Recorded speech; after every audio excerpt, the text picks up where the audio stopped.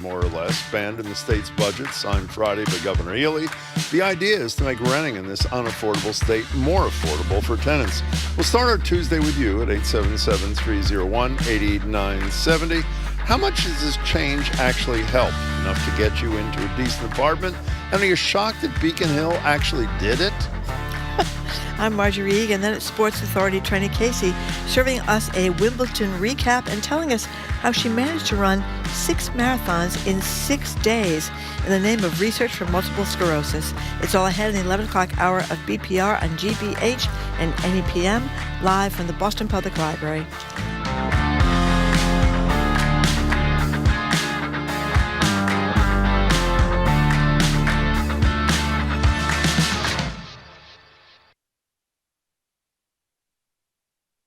Live from NPR News in Washington, I'm Kristen Wright. Officials in Kerr County, Texas, are set to give an update this hour on the immense loss of life and the missing in extraordinary flooding on the 4th of July. More than 100 people died. Vigils across the state are honoring their lives. Deborah Garza attended a vigil at Travis Park in San Antonio last night. She thinks of her own family. My heart breaks for the families. Sorry. To be honest, we looked at it and we were like, I was like, word luxury. I mean, I think if it was my grandkids, that's what I think about. I don't know if I would make it. Meanwhile, volunteers are clearing masses of wreckage and debris and downed trees through an expansive area in search of victims. And questions are intensifying over how officials reacted to weather alerts forecasting the possibility of flash flooding and the lack of an early warning siren system.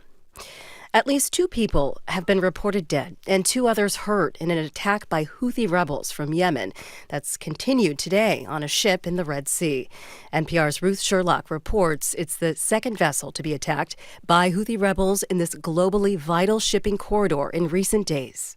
Rebels in speedboats fired rocket-propelled grenades at the Greek-owned vessel Eternity Sea, while drones attacked it from overhead, dropping explosives onto the ship. The UK Maritime Trade Organisation said the vessel sustained significant damage and had lost its propulsion. The crew has been told to abandon the ship.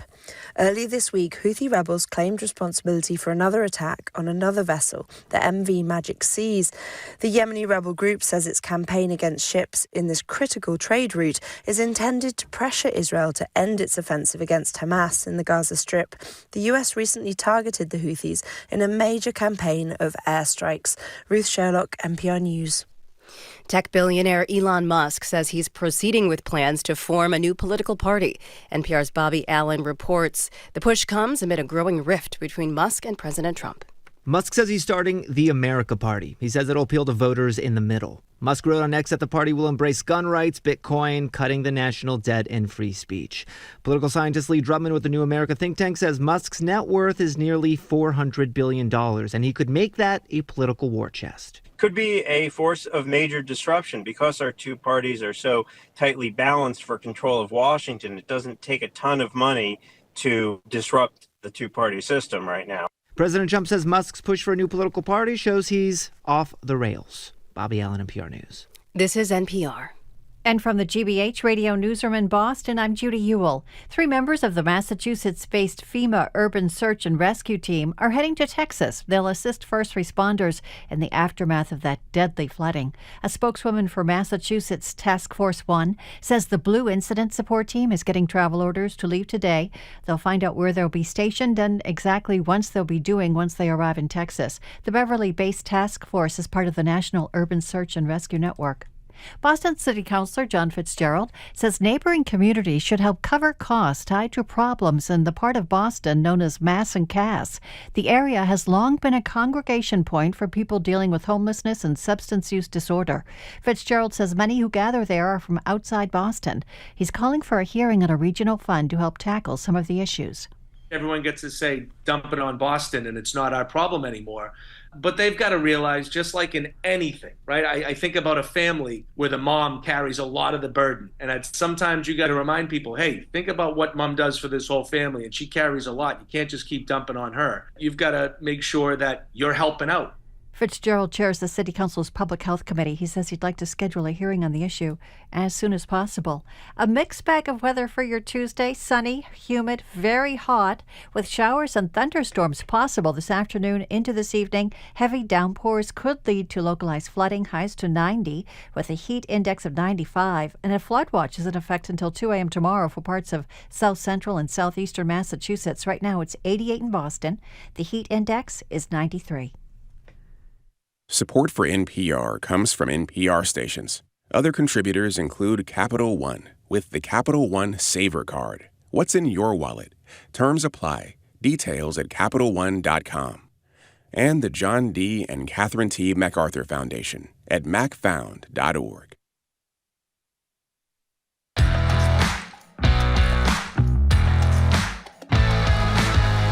He's Jim Browdy. I am Marjorie Egan. You're listening to Boston Public Radio and GBH and NEPM. We are broadcasting live from the Boston Public Library. Thank you. Marjorie's applauding I'm for applauding. herself. I always applaud for myself. I'm trying to lead the odd. excitement, Jim. It's odd. And streaming at youtube.com/GBH News. Later today in the show, we're going to be joined by Providence Mayor Brett Smiley. We've never talked to him before. I'm excited to have him here. He'll be here physically. Providence. He's coming. Yep. Plus, Ask the Mayor with Boston Mayor Michelle Wu. She'll be with us from 1 to 2, taking our questions and yours. And tomorrow, we're going to be joined by the Attorney General of the Commonwealth, Andrea Campbell. She'll be with us from 11 to 12 here at the library, taking our questions and yours. Good morning. Hi, Marjorie. Now, before we start, do you want to apologize or should I do the apology? What did I do? Not you, both. We are ill-prepared for today's show, and we have to tell you why. Oh. Instead of spending the whole morning preparing, as we always do for the show, we spent the whole morning talking about the new sandwiches and salads at the Newsfeed Cafe. That's right. We're going to get the We're roast beef on excited. focaccia, tuna salad, which we waited years for. And I think a chicken Caesar wrap. I just don't know. Very excited. Very excited. stressful for all of us. Very so stressful. bear with us. Okay. So there are plenty of ways to make a quick buck, but the consensus seemed to be around here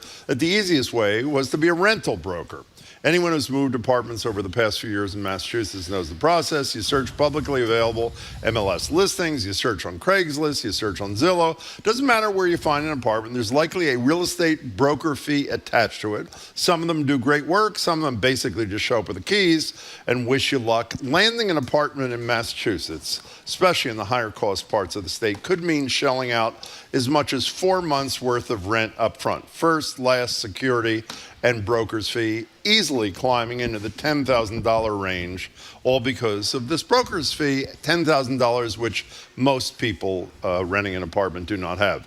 But no more. Governor Maura Healey signed the state's new budget on Friday. It includes a provision that effectively bans landlords from having tenants shoulder the burden. And by the way, good for them. Starts August 1st, ahead of the big annual September 1st rush. In a state where Marjorie and I love to complain That's right. about how the legislature does nothing. We owe the lawmakers their due. Yeah. Even though we are the last major city in America to do this, I should say, in the spirit of fairness. We don't want to rush into anything here. But is it enough? Is it going to make the difference for you? Would an otherwise unaffordable apartment now be affordable because of no broker's fee? And if more needs to be done, what's at the top of your list? Is it a rent control proposal like Mayor Wu's?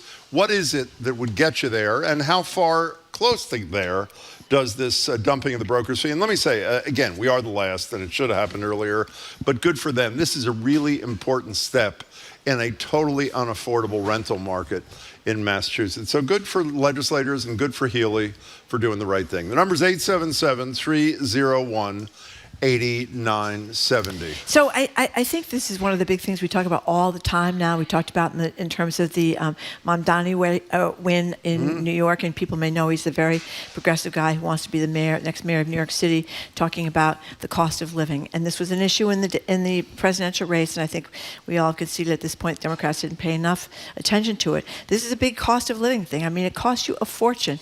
You know, you're getting out of college or you're living here in the city doing different kinds of things, and you, as you said, hit with $10,000 before you can even buy or get into an apartment. It's absolutely crazy.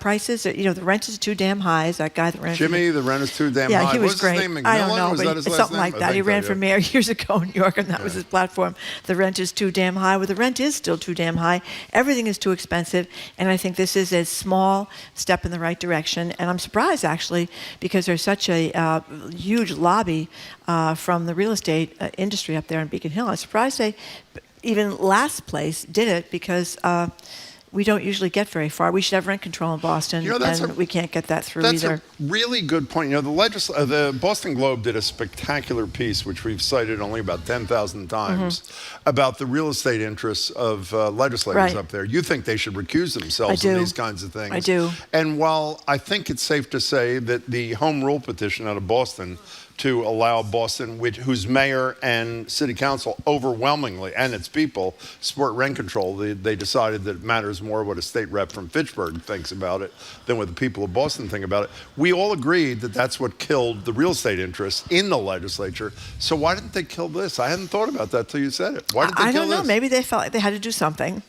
They have not had a great record of achievement up at Beacon Hill. I mean, we always do these stories. You would talk about the 5 weeks vacation. 5 months. 5 months, that's right, during election year. And we rank over and over among the lowest achieving legislatures in the country. So maybe they were feeling embarrassed about that repeated lack of getting anything accomplished up there. I don't know why they did it, but I remember when the story in the Globe were talking about how many people are in the real estate business. I think you could say if you own multiple real estate apartments, condos, etc., you're in the business. One guy owned so many he didn't know how many. So it takes a lot to vote against your own economic best interest, which is why I think they should recuse themselves. But they did the right thing. So credit where credit is due. 877-301-8970. If you're a renter or a would-be renter, how much of a difference is this going to make to you? Is it enough of a difference to get you in a place that you otherwise would not be able to afford? Let me also address, in virtually every story I read about this, particularly in the Axios story, and you and I are big fans of Axios' coverage of politics and how basic and simply it explains things. They quote lots of people who are afraid that what landlords are going to do, that's our first 4 texts. Oh, let's hear what they say. This is a gimmick. Landlords are just going to raise rents to include the fee unless they're large enough to demand that the brokers have to cut the ridiculous rates. Does the new law keep landlords from building the broker fee into the rent? I mean, that's the theory. That the answer is yes, it does. But they could slip it in any way, the argument goes. However, let me do this without giving people a headache. Let's assume that a landlord would rent an apartment otherwise for $4,000. And let's say the broker's fee would be $4,000. So the argument here is the landlord, even if it's illegal, because it's almost impossible to enforce, which I agree with, would just build the broker's fee into the rent. But the argument against that, which I find to be very persuasive, the landlord is now charging, in most cases, the maximum he or she can charge anyway. Right. And the notion that they can just add the broker's fee amount to it and still get someone to pay it is ridiculous. They would charge that much now, even with the existing law, if they could. So I don't worry about it. The legislature did the right thing. I'm not saying the provision that says landlords can't circumvent it is going to be enforceable, because it's not. I'm just saying as a practical economic reality, they're not going to be able to add the broker's fee, because if they got add a few $1,000s to the rent, they would already. 877-301-8970 is the number. And we also talk a lot about just the overall cost of living just crushing people. I mean, ridiculous. You have to make $75,000 in Boston in order to afford a 1-bedroom apartment, which a lot of people... I think that'd be tough. Well, exactly, which is why people can't afford 1-bedroom apartments without having a roommate, 2 roommates, 3 roommates.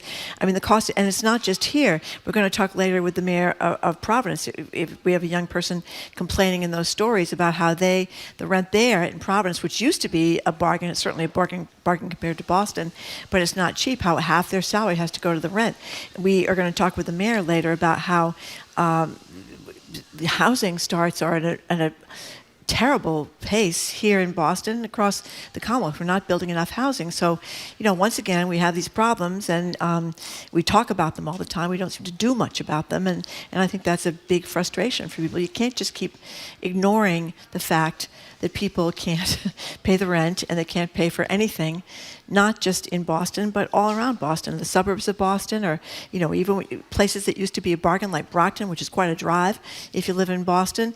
Even those places are getting really expensive. Even my hometown of Fall River, which used to be a huge bargain, is getting really expensive. So it's becoming prohibitive to live in most of Massachusetts. It is. 877-301-8970. We'll get to your calls. They're screening them now in a second. I think it's a really spectacular development. I would never have thought it would happen, as again, on July 4th, the same day that Donald Trump signed that abomination in Washington. And by the way, we're not going to delve into this today, except maybe in passing with the two mayors.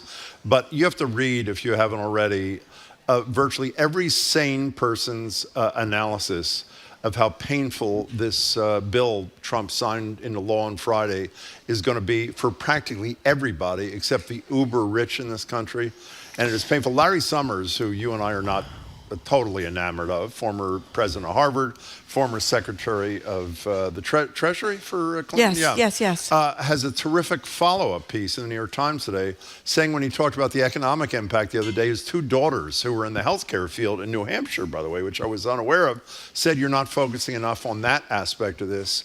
And he talks about the pain that we've been trying to talk about in terms of Medicare and Affordable Care Act subsidies and that sort of thing. Our number is 877-301-8970. We're talking about affordability. We're talking about one tiny piece, which is better than nothing, to make apartments more affordable here in the Commonwealth, and it has to do with getting rid of these broker's fee. Here's a texter who says, I'm currently homeless, looking for a place to rent in Boston.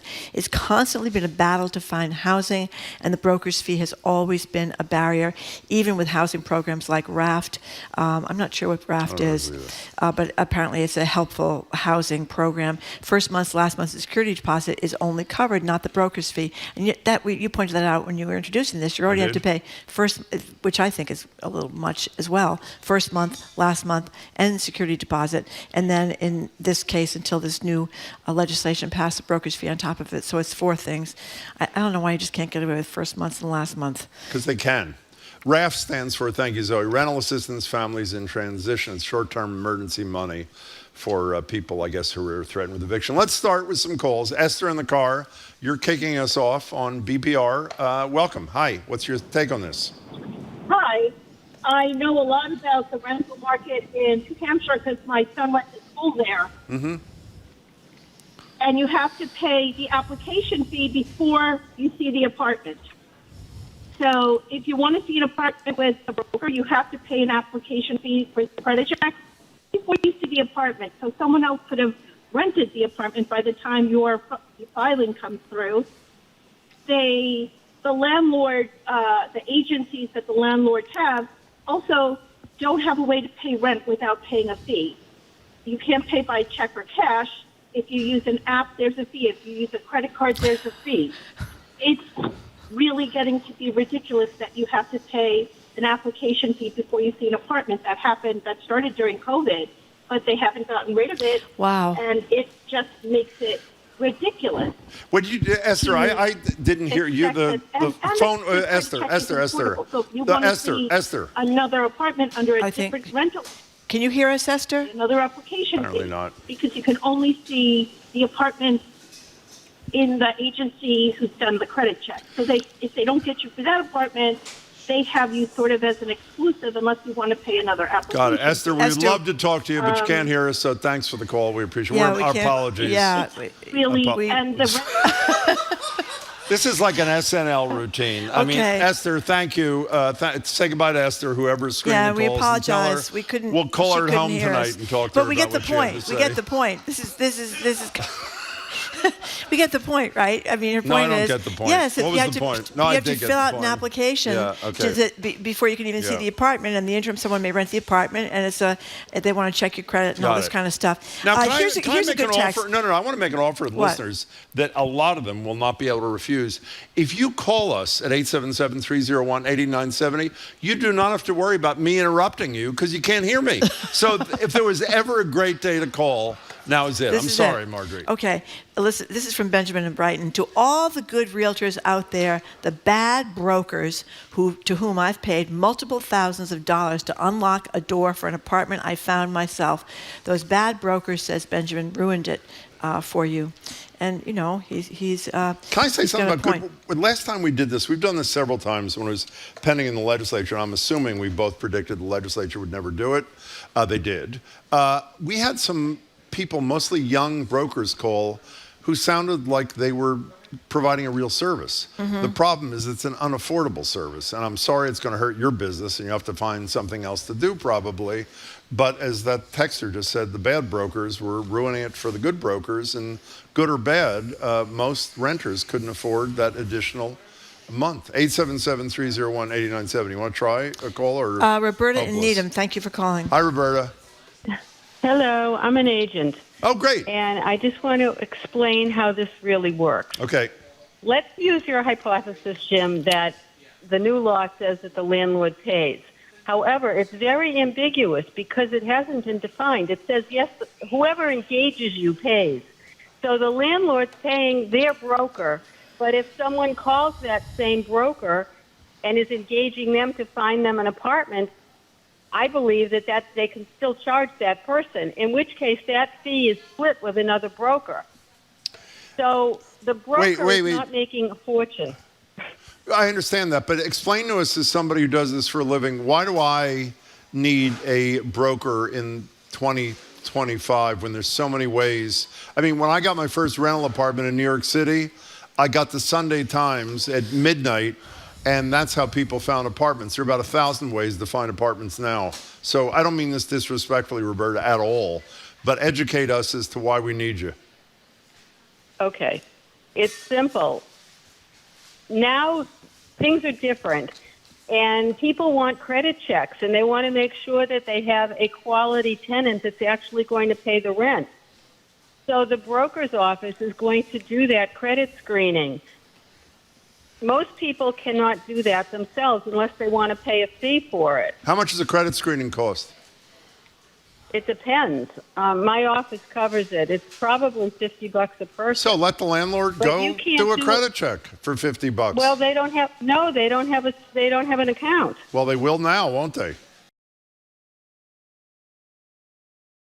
Saying is whatever value is provided, and again, I mean this with respect because I'm sure you work hard and do good things.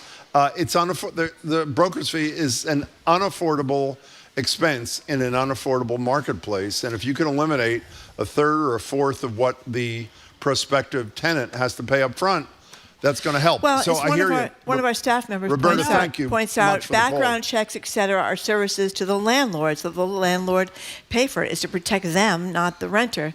So again, it seems like the onus should be on the landlord and not on the person that's renting the apartment. That was, I think, what the overall point of this is. So we have Jimmy McMillan, apparently. I don't know if he's still with us. I don't think he is.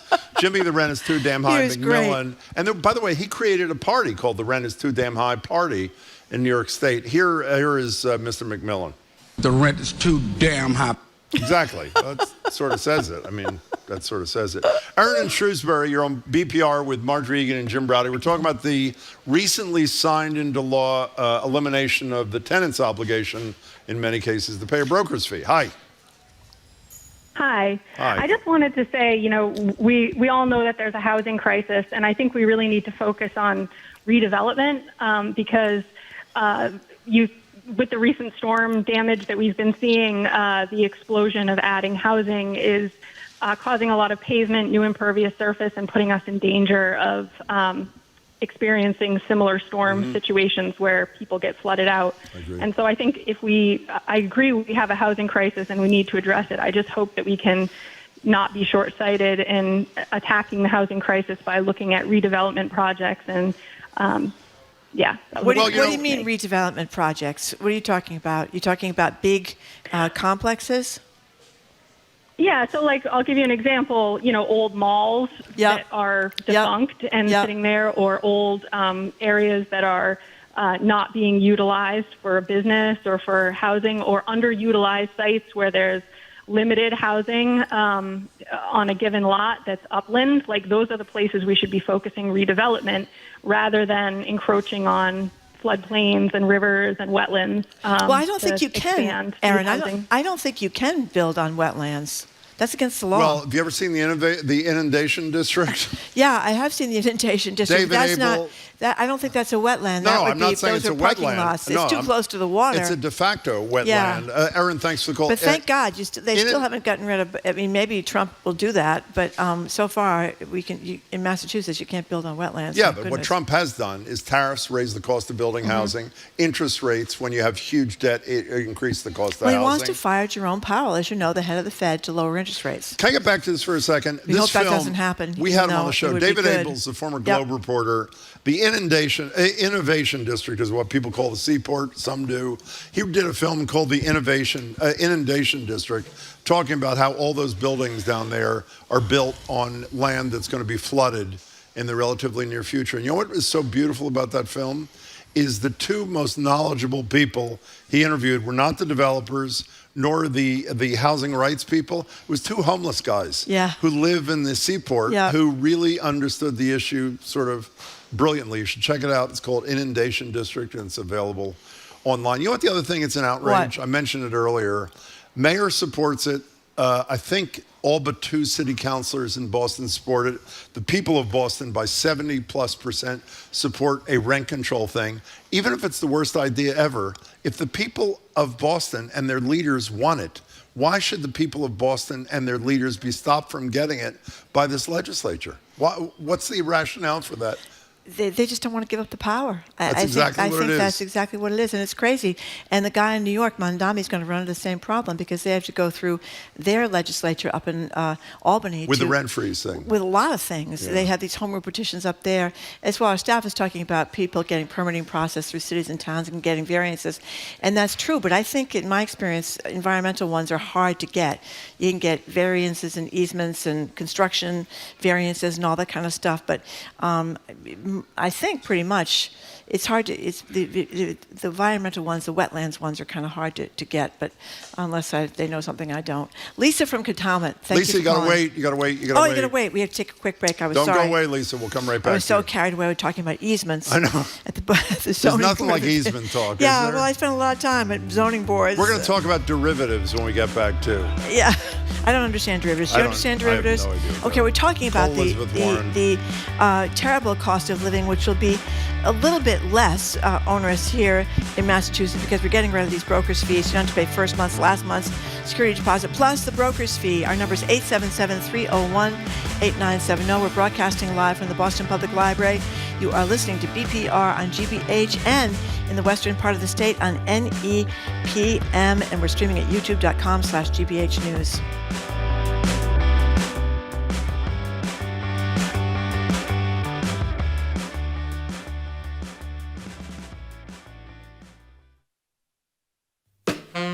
I'm Jared Bowen. Today on The Culture Show, music legend Peter Wolf. His new book is a rock and roll memoir like no other. In a series of exquisite vignettes about a star-studded life, Wolf does not hog the stage. Instead, he lets the players in his extraordinary life shine. It's an ode to the artist, the creative life, and to having an open mind. That and more on The Culture Show today at 2 on 89.7 GBH. Our programs are made possible thanks to you. And the Massachusetts Educational Financing Authority, helping families overcome the college planning stress. Committed to providing trusted guidance with calculators, step-by-step videos, and more. Details at mefa.org. And MIT Sloan Executive Education, offering dynamic short programs tailored for mid-career professionals looking to build expertise in innovation, leadership, and technology. Details at executive.mit.edu.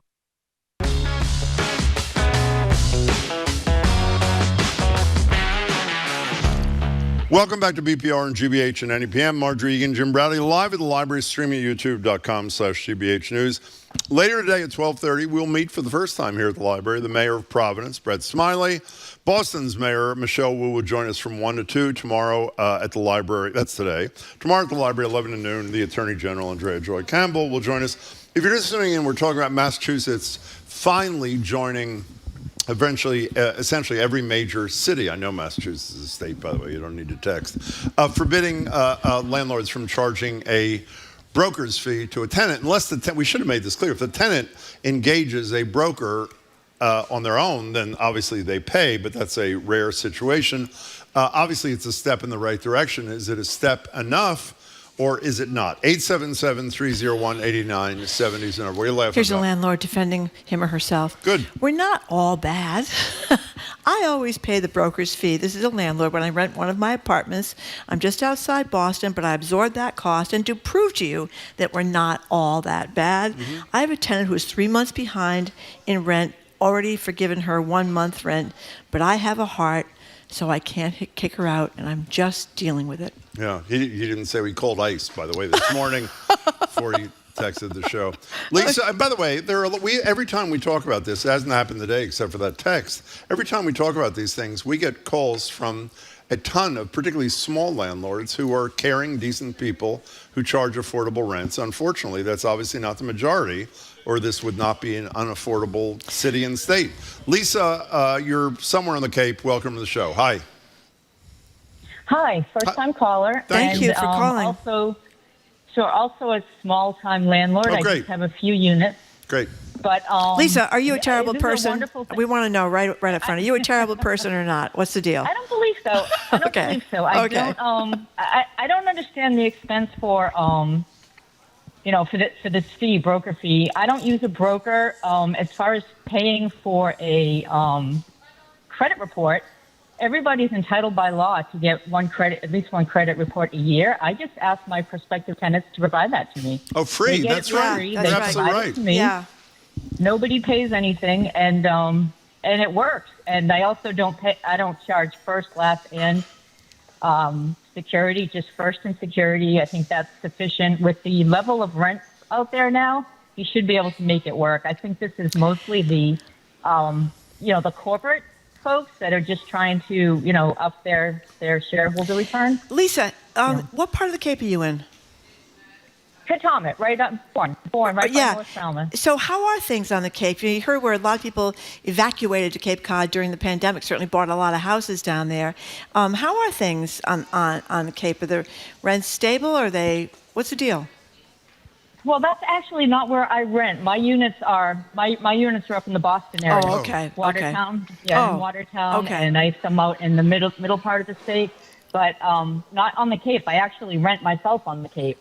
So I can't really speak to that market. Okay. Well, Thanks. Lisa, we're glad you called. Yeah. Call us again. We really appreciate it. Thanks so much, Lisa from Katomet. 877-301-8970 is the number. We're talking about the legislature finally getting its act together and the governor signing this thing banning landlords from charging tenants brokers. We just said something about the nice landlords saying they're not that bad. Lisa sounded like a lovely person. We had the other side of the coin here. Absolutely hilarious. Landlords and real estate agents claim they deserve more and more and more and more and more for their quote-unquote extensive work. They already get equity and asset and have decided to have their job nickel and have their do the nickel and diming of people that just want a roof over their head. Real estate agencies were just sued for rent fixing and exploitative commissions. Give me a break. Richie in Brookline, you're on BPR with Marjorie Egan and me, Jim Browdy. Hi. Hey, guys. Hi. So I'm a real estate agent, and I work with a lot of landlords who are not actually hiring me. So I don't know if you guys know, but there's a bulletin board service that real estate agents pay for, and landlords who don't hire us directly put their listings on there for any of us to advertise. And so I advertise those listings, and then the tenants are coming to me. So in those situations, the tenant is hiring me, so I'm able to charge them a fee. Right, even now under the new... Wait, just so people are clear. Yeah. Even under the new law, if the tenant retains you, the tenant pays you, right?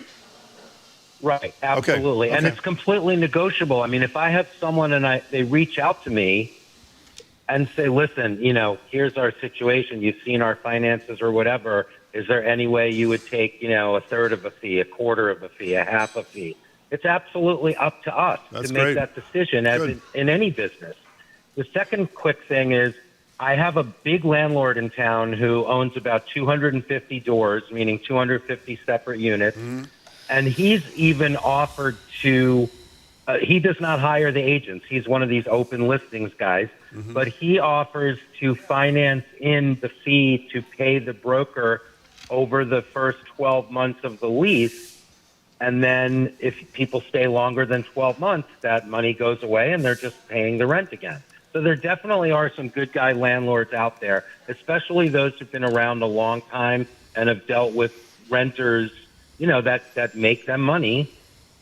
Well, let me say, by the way, though. I just realized they should have made a disclosure at the beginning of this thing, which I do not.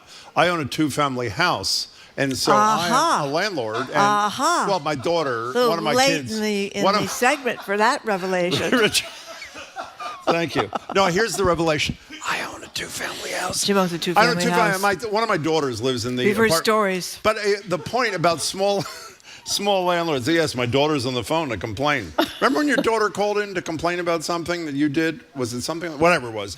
Here's my point. What is my point? Oh, I know what my point is most small landlords whom I know, if the choice is between charging a lot of money or charging a more modest amount to get somebody they feel comfortable with, who they think is going to be a reasonable partner in a landlord-tenant relationship, most small landlords, I think, are going to choose the latter. But there's still problems. So in any case, that's where it stands. We don't have a governor's date yet. We do not. We'll talk to the governor about it. And by the way, we'll talk to Mayor Wu about what impact that's going to have on the affordability of housing in Boston when she joins us at 1. One of our eagle-eyed texters says that the Fresh Pond Mall is built on wetlands, so I'm wrong about the wetlands. I think that's been there for a while, but generally it's hard, I hope, still to keep building there. Okay, if you're just tuning in, we are moving on now to Trenni Casey, who's going to talk with us about what's going on at Wimbledon and what she's been doing herself for the last couple of weeks. I think she's accumulated how many miles? 160.7. 160.7 miles. Trenni Casey is going to be up next. Our Sports Authority. I'm Marjorie Egan. He's Jim Browder. You're listening to BPR on GBH and NEPM. We're broadcasting live from the Boston Public Library in Copley Square and streaming at youtube.com/GBH News. The rent is too damn high.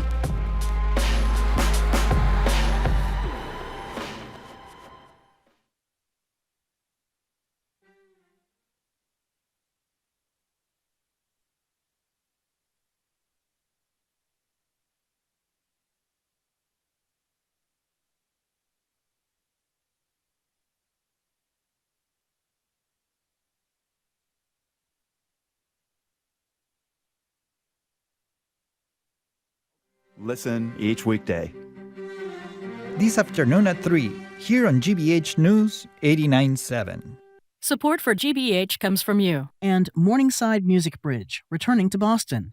The summer program shines a spotlight on young classical musicians from around the world, with concerts now through August 1st at New England Conservatory, mmb.international.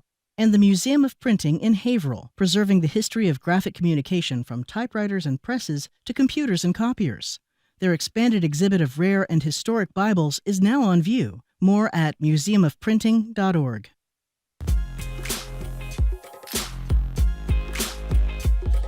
Welcome back to BPR on GBH and NEPM. Marjorie Egan and Jim Browder. We're at the Boston Public Library, streaming at youtube.com/GBH News. Later today on the show, Providence Mayor Brett Smiley will join us for the first time. It's 12:30. Ask the Mayor with Boston's Mayor Michelle Wu will be 1 to 2. And tomorrow at the library, 11 to noon, it's Ask the AG with Andrea Joy Campbell. We're joined now on Zoom by our Sports Authority, Trenni Casey. She's anchor and reporter for NBC Sports Boston and a BPR contributor. Hey there, Trenni. Hi, guys. Hi. Hey, Trenni. So let's start with the biggest sports story in America. Of course, that would be the story involving you and your run on behalf of your aunt who had multiple sclerosis. Tell us about what you did.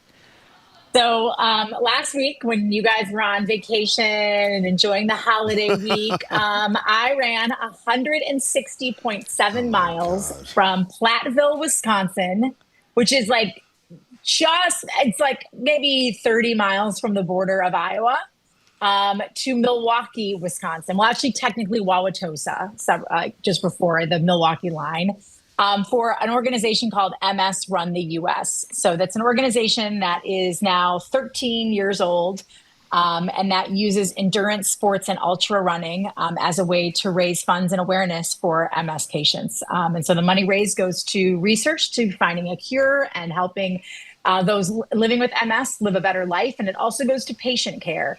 So if somebody needs a wheelchair or a ramp, or maybe they have an emergency, like they don't have money for groceries, or they can't pay their electric bill that month, MS Run the US will help bridge those gaps for people dealing with multiple sclerosis. I think it's a great story. What was this? I can't even imagine. Marjorie and I always brag on the air that we've each run marathons. That's 26 miles, and then you recover for a few months. Right. What was that like? I mean, I can't even. What was it like? You can't fathom it. I know people can't fathom it because it's a very strange thing to do. This is going to sound so crazy, you guys. It got easier the farther I went. So listen, first of all, I didn't run fast. Like I think when you run a marathon, you run it as hard as you can, whatever that hard is, whether that hard is a 6-minute mile or that hard is a 12-minute mile, you're like pushing your limits for that day. For me, I did a run walk method. So, and I front loaded my mileage. Like the big thing for me was I only wanted I wanted under 15 miles on the last day, just so like mentally I'd have kind of something to look forward to. So on days 1 and 2, I ran 31.5 miles.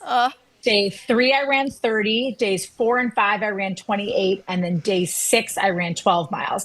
And the method I had is I would run 0.3 miles and then walk 0.1. Run 0.3, walk 0.1. Sometimes I walked a little more than that. The people think, oh, you had a Wisconsin segment. It must have been so flat all through that farmland. That's so great. I gained 3,600 feet of elevation in the first 2 days. Oh, my God. It was hot. It was like the hot you guys had last week is the same hot we had in the Midwest. It was like by 9 a.m., it was like 85 degrees, like brutal sun, open country roads. The first like 2.5 days, I'm not joking, you guys. I saw more cows than people. Like I'd run past these pastures and these cows would just be like staring at me. I'm kind of sad that I didn't go try and pet a cow or like tip a cow, but I had places to go. So let's talk about some practicalities. If it's 85 degrees, no matter how much sunscreen you get on, you're sweating it off. So did you wind up getting badly sunburned, or did you have to wear a hat, or what'd you do? So I wore a hat. Usually in the beginning of the day, I would go without a hat just so that my head wouldn't, sometimes hats bother me. Yeah. But it's down to a science. So you have a crew car that follows you. And my husband was with me for most of the time as well. And so he would follow as well. And so every 3 miles, I'd stop at the crew car. And so I would eat. I ate a ton of fruit, a lot of watermelon, grapes, cantaloupe, bananas, raspberries, berries. I would eat, these little peanut butter and jelly bobo things, like breakfast bars. Sometimes I'd eat chips for salt or beef jerky for salt if I was really salty. I drank everything from regular electrolyte water and regular water to Coca-Cola because I would need a jolt of caffeine or sugar or something. Wow. And then I would reapply sunscreen every 6 miles. They would tape up my blisters. I mean, I'm going to be honest, by day 4. Oh my God, I had blisters on my left toe. I had heat rash and I had chafing on my left arm. So my body's kind of disgusting and itchy right now, but it was awesome. And then if it was really, and I almost every day ate a turkey sandwich. I'd eat at least half a turkey sandwich. And by the time I got to day 4, I was so hungry. I would just eat an entire turkey sandwich in the middle of my run. But I would sit in order to cool off, they put cooling towels on me and I would sit in the car and cool off. And for me, I ran after day 1. Day 1 was my slowest day. I averaged a 13 minute mile. But by days 2 through 5, I was 12:05 to 12:40-ish miles. So in the 12-minute mile range. On my last day, my last 12 miles, I averaged a 10:20 pace, more of a normal pace. In fact, my last mile was an 8:38. Oh my God. I just had a ton of energy and I just was excited and I was fine. So how the goal here in great part was to raise a ton of money, and you raised a ton of money. What did you raise, and it far exceeded your original goal, right? Yes, my original goal was $67,000, which I know is a very strange number, but it's because my Aunt Sandy would have been 67. Right. So that was the number I picked. Also, I'm competitive, and the most that was ever raised prior to that was $56,000. That's what I meant to say, the all-time record for this event, yeah. Yeah. And what did you end up raising? Right now, and I do have a couple more things coming in that I know from corporate matches and a community match and stuff. Right now I'm over 69,000. I think I'm 69.4 or 5. So I probably should get about over 70,000 when all is said and done. And just one last thing about I have this. more, too. Oh, you okay? Because your aunt, you mentioned, was diagnosed when she was 25, died at 37. So Yeah. Many people can live quite successfully with MS, but not your aunt. No, she had a really aggressive form. And honestly, Marjorie, like it was the early 80s. We didn't have the treatments and the research that we do now because of, like MS Run the US and the MS Society. But like to just show the juxtaposition, like the difference between then and now, we had 5 runners this year who ran anywhere between 130 and 189 miles who were living with MS. Yeah. 5 runners were living, and a couple of the runners who were living with MS, like Derek, who's from, I think, the Las Vegas area, and he ran through most of Nebraska. He ran like 27 miles a day at like a 9.5-minute pace. Wow. Like this isn't someone who's out there, walking for most of it because his body can't handle it. Like he is a tremendous endurance athlete. So we've treatments and research and management care has come so far that you can really now live a really happy, healthy life with MS. Before we leave this, we asked you how you felt, how you dealt with it physically. Obviously, this meant a huge amount to you personally, emotionally.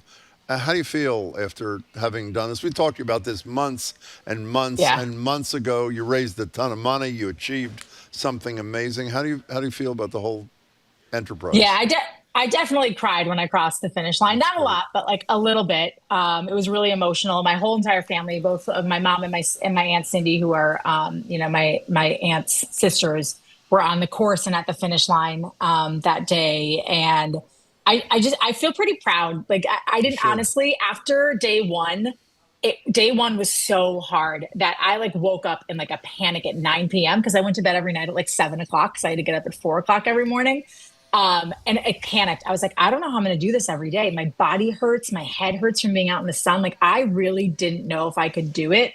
And then once I got through day 2, I was like, oh, my body's just sort of adjusting to this. So it sounds super cliche and kind of lame, but I really do think we are all capable of more than what we think we are. Like if you put in the training and you put in the work, like you can do really hard things. So before you go, Marjorie, would you like to describe to Trenni, please, when you read Chad Finn's piece in the Boston Globe about Trenni's run, what did you say about the photograph that accompanied the story? I said, what a gorgeous, hot-looking picture this is of Trenni posing insouciantly next to the Arbella Early Edition. Looking pretty good. You look great. You look great. So, Trenni, Thanks, let's move on. We talk a lot about the WNBA here, and I have to say, I'm watching more. I watch clips often the next morning, even if Caitlin Clark or Angel Reese are not in the game. Paige Beckers is also awesome. Just spectacular. There's a fabulous piece in the, I think it's the Washington Post, it is, about the growing pains. And I assume growing pains was going to be, you can't get tickets, the beer is too expensive. The growing pains, the Washington Post was talking about it, is men are now going to the games and acting like men in terms of how they treat the athletes. Give us a take on the story. So basically the story is talking about how, this is a league that for so long was sort of insulated, I think, from typical sports fan behavior, right? Like you go to an NBA game, and if a guy misses a free throw or is at the free throw line, people are taunting him. They're screaming at him. They're telling him he sucks. Like that's just how you treat our athletes or on the court, especially if they're from the other team. In the WNBA, it was always more of a kinder, gentler fan base. But now that it is expanded and people have become more rabid, you do get, in one of the early examples in here, is that they're chanting, so-and-so sucks, so-and-so sucks. I'm going to be honest, Jim, I don't mind it. That's great. That says to me that people are invested in this and they like it and they want to watch it. What I'm not okay with is the racial and sexual orientation issues. Like that to me is something that is probably, I think the racial aspect is across all sports. Like you talk to any pro athlete, particularly in baseball, football, and basketball, Black athletes, and they deal with still horrific things being said to them. Like it's just disgusting. But I think in women's sports, because it's just more, I think, socially accepted for women to, be lesbians in women's sports. So, and it's much more open and openly discussed than in men's sports. It's seen as a way, it's a way that people insult the athletes. Like, that stuff is not okay. I also didn't like there were some anecdotes in there about, certain fan bases, particularly the fan base in Indiana, and how they've kind of gotten behind Caitlin Clark in a way that drives them towards those, the insults that aren't about your game, but about who you are. Like, that to me is the dividing line of what's like not okay. But the bottom line is men are going, and by the way, not all men are misbehaving, but a lot of men are being men at these events. And it's just, and if you guys out there it took me a long time to get into this. This is really exciting sports. And it's sort of a throwback in so many ways, in my opinion, to what men's NBA was before, guys are standing by the hoop and just dunking every shot, or they pass the ball. Or now just taking a three-pointer. Yeah, it's really, it's great. They play like men used to play like 30 years ago. That's what I'm trying to say, yeah. In any case, so Trenni, we either discussed with you and Shirley Leung, or both of you, this terrific idea about this sports bra, which was the notion that after Portland, Oregon did it, that Massachusetts, Boston, Greater Boston was going to have a bar that was exclusively on the television's women's sports. Not some women's sports, not all women, but all women's sports. And I have to say, I was really excited. I know Marjorie was too. And then I read this wonderful Globe story on I think it's 8 female friends. Yes. And when you finish the story, I turned to Marjorie and I said, they're ready to go. The only problem is they have no money, no location, no investors, and no liquor license. So is this thing have a chance of becoming real, or is it just a wonderful idea that's gonna? I think so. I'm really curious, and I know they haven't signed I'm so curious. They mentioned in the story that they are. I think part of the issue, Jim, and they admit this in the story, is that the 8 friends have zero experience in restaurants, right, in bars, and so it's an overwhelming process. But they do say in the article that while they have not signed a contract yet, they do have someone locally who is experienced in opening restaurants in the Boston area. And I don't know who that is. They don't say it in here. Yeah, I know. I have a couple of ideas who it might be. But I think once they get that person on board, that will get the ball rolling. I mean, and I would love to know, I know you guys have Mayor Wu on later today. I would love to know what she thinks about this and how they can expedite this. I think this is great for the community, right? You think of like Danny's Queer Bar right down up the street on Boylston. Yeah, right up the street on Boylston. Like, that was, I don't know if necessarily it was fast-tracked, but I certainly think it was helped by a push for inclusivity. And I think this is in the same category. I do think it will get done. I really do. I just think that they need somebody in that group that's got that has the experience to help them get over the finish line, to use like a terrible sports I hope cliche. you're right. And by the way, I didn't mean this critically. They seem great, and the enthusiasm is terrific. The concept is great. It's just they're not quite there. We're talking to Trenni Casey, who just ran 161 miles in 6 days. Okay, let's move to Wimbledon. A lot of great stories out of Wimbledon, including this one about this young American tennis star, this Ben Shelton, who has been doing really, really well at Wimbledon 2025. And he's crediting his success to his sister, Emma, calling her his lucky charm. We're going to play a little sound here where Ben Shelton is asking her employer, Morgan Stanley, the big financial firm, if they'd give her a little extra time off to keep cheering him on. Here's what happened. She has work back in the US starting on Monday. She works for Morgan Stanley, and hey, come on now. She works for Morgan Stanley, so if any of y'all have some connects and get her a couple extra days off so she can, we can keep this rolling, that'd be great. Yeah, you got the week off or what? Shout out Morgan Stanley. So it worked. Yeah, Morgan Stanley called out and shout out Morgan Stanley. And Wimbledon, they did the right thing. Tell us about Ben Shelton. So Ben Shelton is a young, I believe he's like only 22 years old, a young upstart American male tennis player. I mean, let's be honest, guys, we have not had,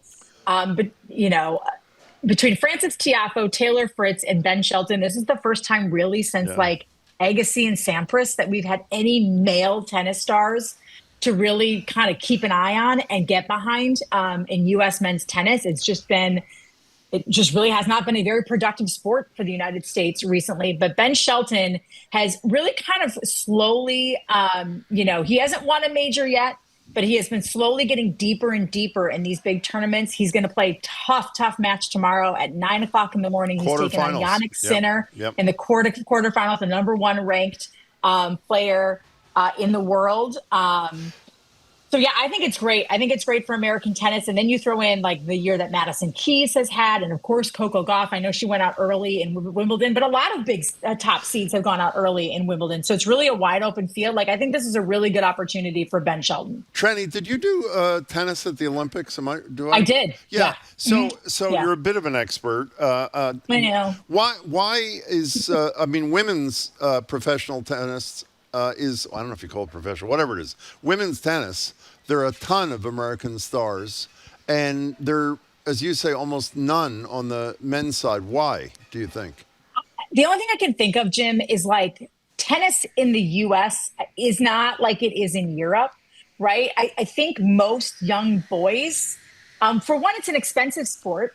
Between being able to, not very often are you getting high level tennis instruction at like a community YMCA. You have to belong to a tennis club. It's sort of a rich person. If we're being honest, it's kind of a wealthy courts. It's true. Yeah. Right. It's kind of a wealthy person's sport. I mean, the reason Francis Tiafoe is in tennis is because his father was a groundskeeper at a tennis club. Oh, really? And when he would play, right. So this is like a young, African American who got an in because his father worked at a tennis club. So I think that's one thing. I just also think like boys in this country gravitate towards golf, soccer, football, basketball, baseball. Whereas women, I don't know why. I think maybe it's just individual sports tend to lend themselves more to females, or there's more opportunities in tennis for women than there seem to be for men.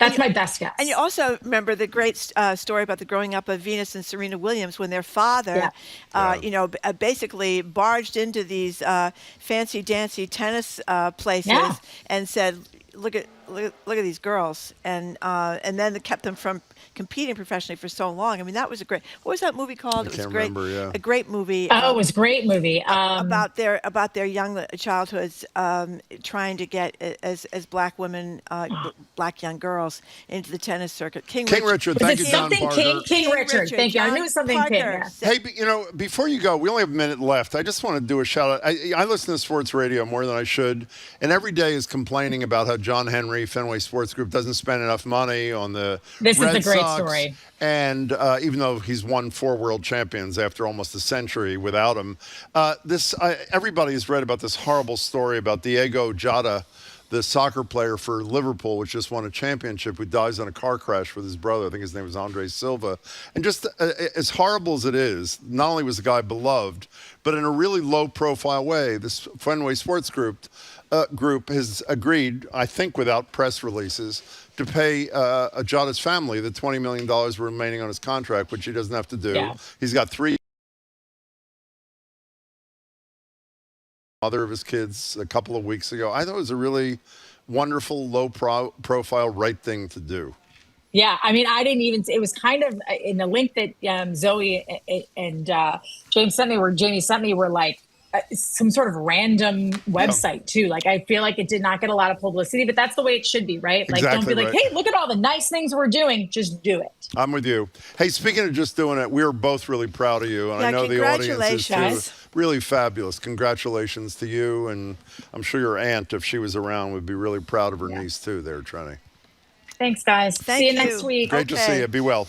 We've been speaking with Trenni Casey, anchor reporter for NBC Sports Boston and a Boston Public Radio contributor and a great athlete, needless to say. That's really, isn't that a great story? Yes, How it's a great inspirational. Story. It's great.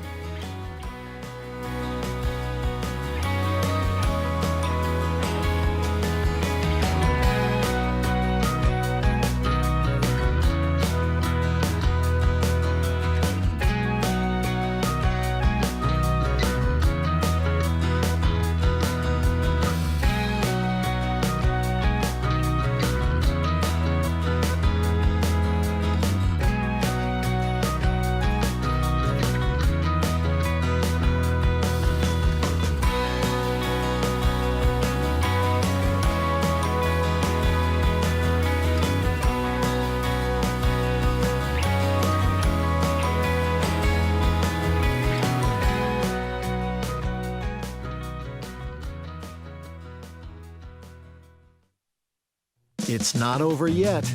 More smart conversation about community issues up ahead with Jim Braude and Marjorie Egan on Boston Public Radio, right after a news update from NPR. Stay with us here on GBH 89.7. Funding for our programs comes from you and the Omni Boston Hotel at the Seaport, offering a range of experiences, including a variety of accommodations, a 24-hour art gallery, and more. Reservation information available at omnibostonhotel.com. Explore how artists like Michelangelo, Leonardo, and Raphael emerged from one of the bloodiest periods in history. The three-part series Renaissance, The Blood and the Beauty premieres tonight at 9 on GBH2.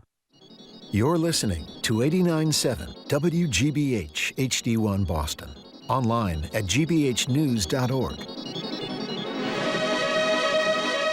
GBH News. What matters to you? I'm Jim Braude, ahead on Hour 2 of BPR, live from the Boston Public Library. It's Sky and Telescope senior editor Kelly Beatty on a community in Texas fighting to preserve their darkness on the edge of town.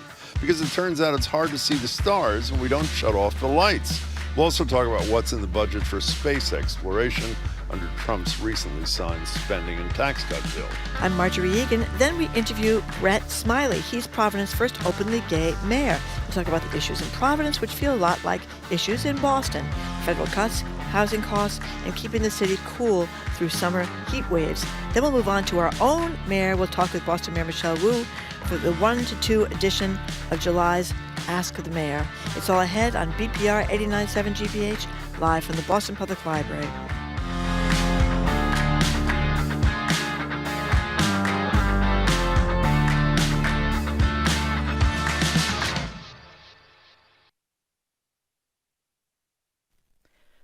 Live from NPR News in Washington, I'm Lakshmi Singh. The search for flood victims across central Texas is now in its 5th day. Confirmed by local authorities, more than 100 lives lost statewide, the majority in Kerr County. Number of missing still uncertain. Many of the victims are children, including young victims at a private Christian camp. As NPR's Sergio Martinez Beltran reports, questions are mounting about whether local officials could have acted earlier and warned people sooner. Many residents in Kerr County, Texas, say they did not receive an alert or hear a siren before the Guadalupe River rose to dangerous levels. Some say they did get a text message as the river was already on their steps. Texas Lieutenant Governor Dan Patrick told Fox News yesterday the state needs to step up and pay for flood sirens along the Guadalupe River. Had we had sirens along this area, up and down, the same type of sirens that they have in Israel when there's an attack coming, that would have blown very loudly, it's possible that that would have saved some of these lives. Search and rescue efforts are ongoing after the catastrophic floods. Officials expect the number of fatalities to rise. Sergio Martinez Beltran, NPR News, Kerrville, Texas. Kerrville Mayor Joe Herring says donations are pouring in. The outpouring of generosity has been tremendous, and we are grateful. We are working on a new system to accept donations.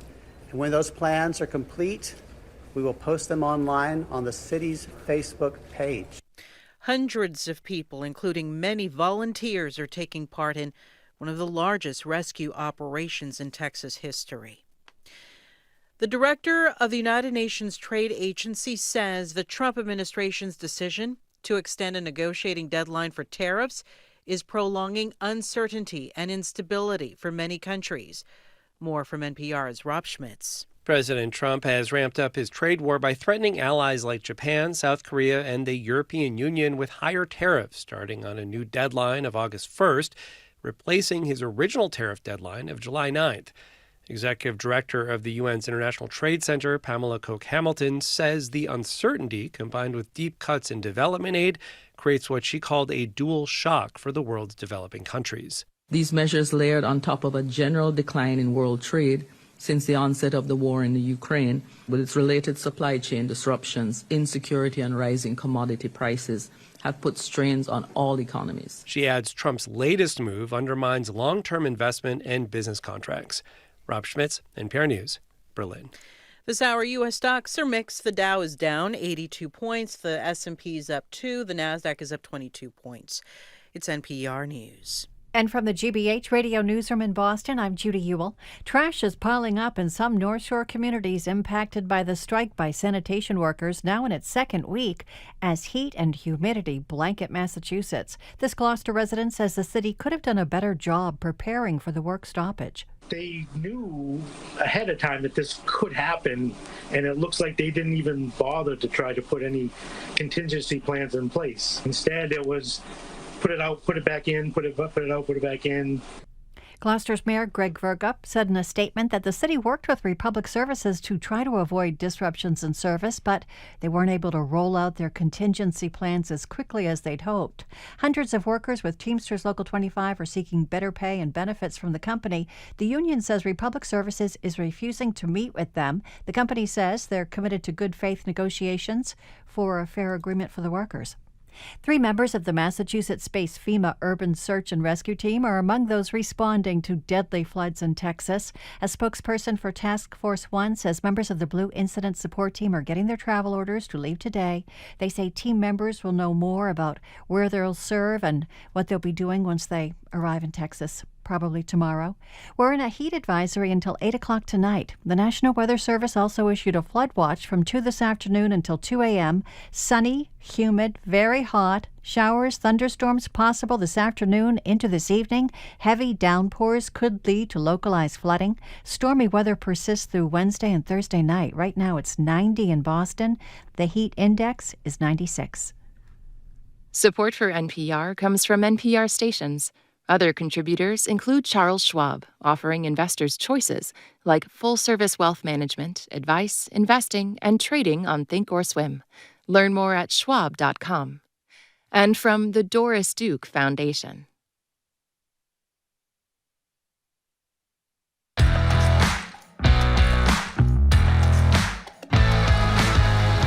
Welcome back to hour number 2 of Boston Public Radio. Jim Brady and Marjorie Egan. We are broadcasting live from the Boston Public Library. Thank you.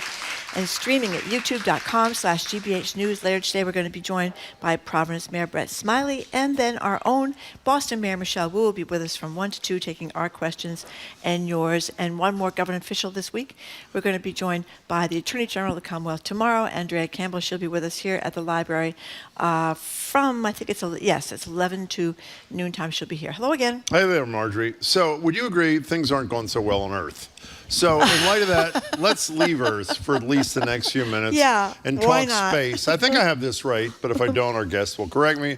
In Trump's budget, NASA is set to receive $10 billion for human spaceflight programs, while other science could be on the chopping block vis-a-vis the cosmos. Here to help us make sense of all this and talk about a place in Texas, particularly when we're talking about the horror in one part of the state that is spectacular, is Kelly Beatty. Kelly is, of course, senior editor at Sky and Telescope magazine, skyandtelescope.org. Kelly, it's great to see you as always. Welcome. Great to be back. Thank you. Thank you all. So let's start, Kelly, with what Jim mentioned. Does this new so-called Big Beautiful Bill impact a lot of what's going on investigating the cosmos? Not so much the Big Beautiful Bill. Although there's a lot of money in there for the Space Force and the Air Force and space operations in the military side. It's really the fiscal 26 budget that President Trump submitted a month or so ago that has the most devastating cuts to NASA, to the National Science Foundation, and on down the line. In particular, apparently there's no particular love for science within the White House. No, we've noticed that. And so the science part of NASA's budget, not the human spaceflight part, although there's some science there, is facing a sort of once-in-a-multi-generational decline. It's a 40% decline in budgeting, taking that part of the budget back to 1961 levels. And something like 40 different ongoing programs would be ended if what Trump submitted is to happen. Now, as you know, the Congress has its own budget-making authority, and so they will take Trump's budget as a blueprint. But we've already seen from Senator Ted Cruz and his committee a willingness to restore some of the funding that has been cut. And so whether that carries the day also for NASA science programs and for the NSF remains to be seen. You know, I always try to figure out, which is probably a completely wasted of time activity, what motivates Trump to do cuts I think we understand when it comes to undocumented people, at least I have a point of view. I think the color of their skin has a lot to do with it. And other things are, you can figure out. When I think about NASA, and I would think he'd love to be the biggest, best thing that's ever been done in space, wasn't there a NASA nominee that he dumped because he found out, God forbid, he actually at one point had contributed to a Democrat, which, as we know, is unconstitutional to Donald Trump. This is Isaac Mundis, the billionaire who self-funded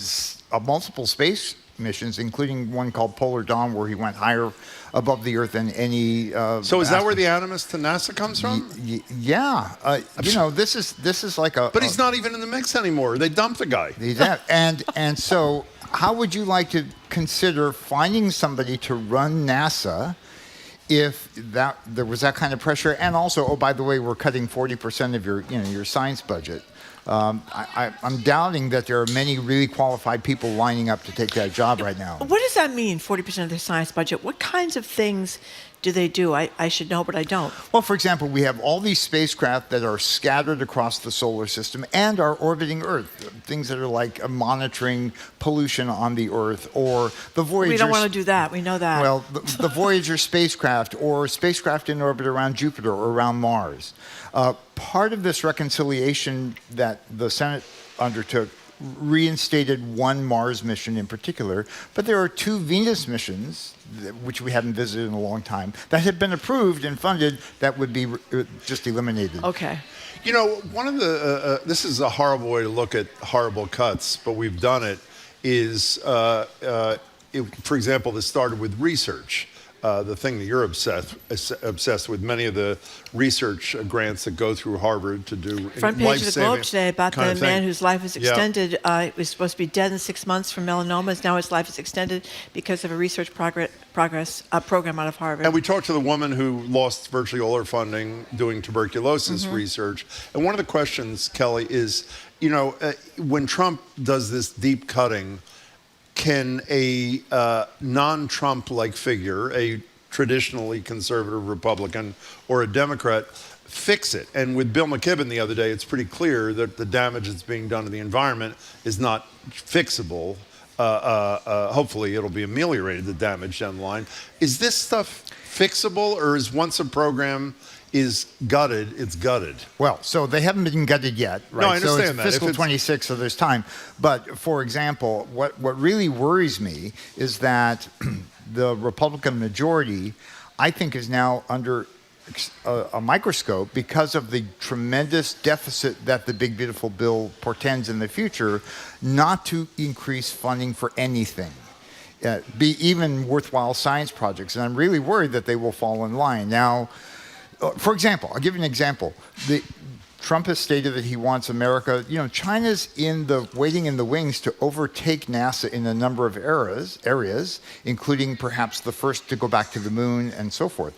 And Trump doesn't want that to happen. So in this reconciliation bill, there's plenty of money being restored for human spaceflight. There's $1 billion of infrastructure improvements for NASA, but only for those NASA centers that are involved in human spaceflight. But you see, there's a script here that's being followed.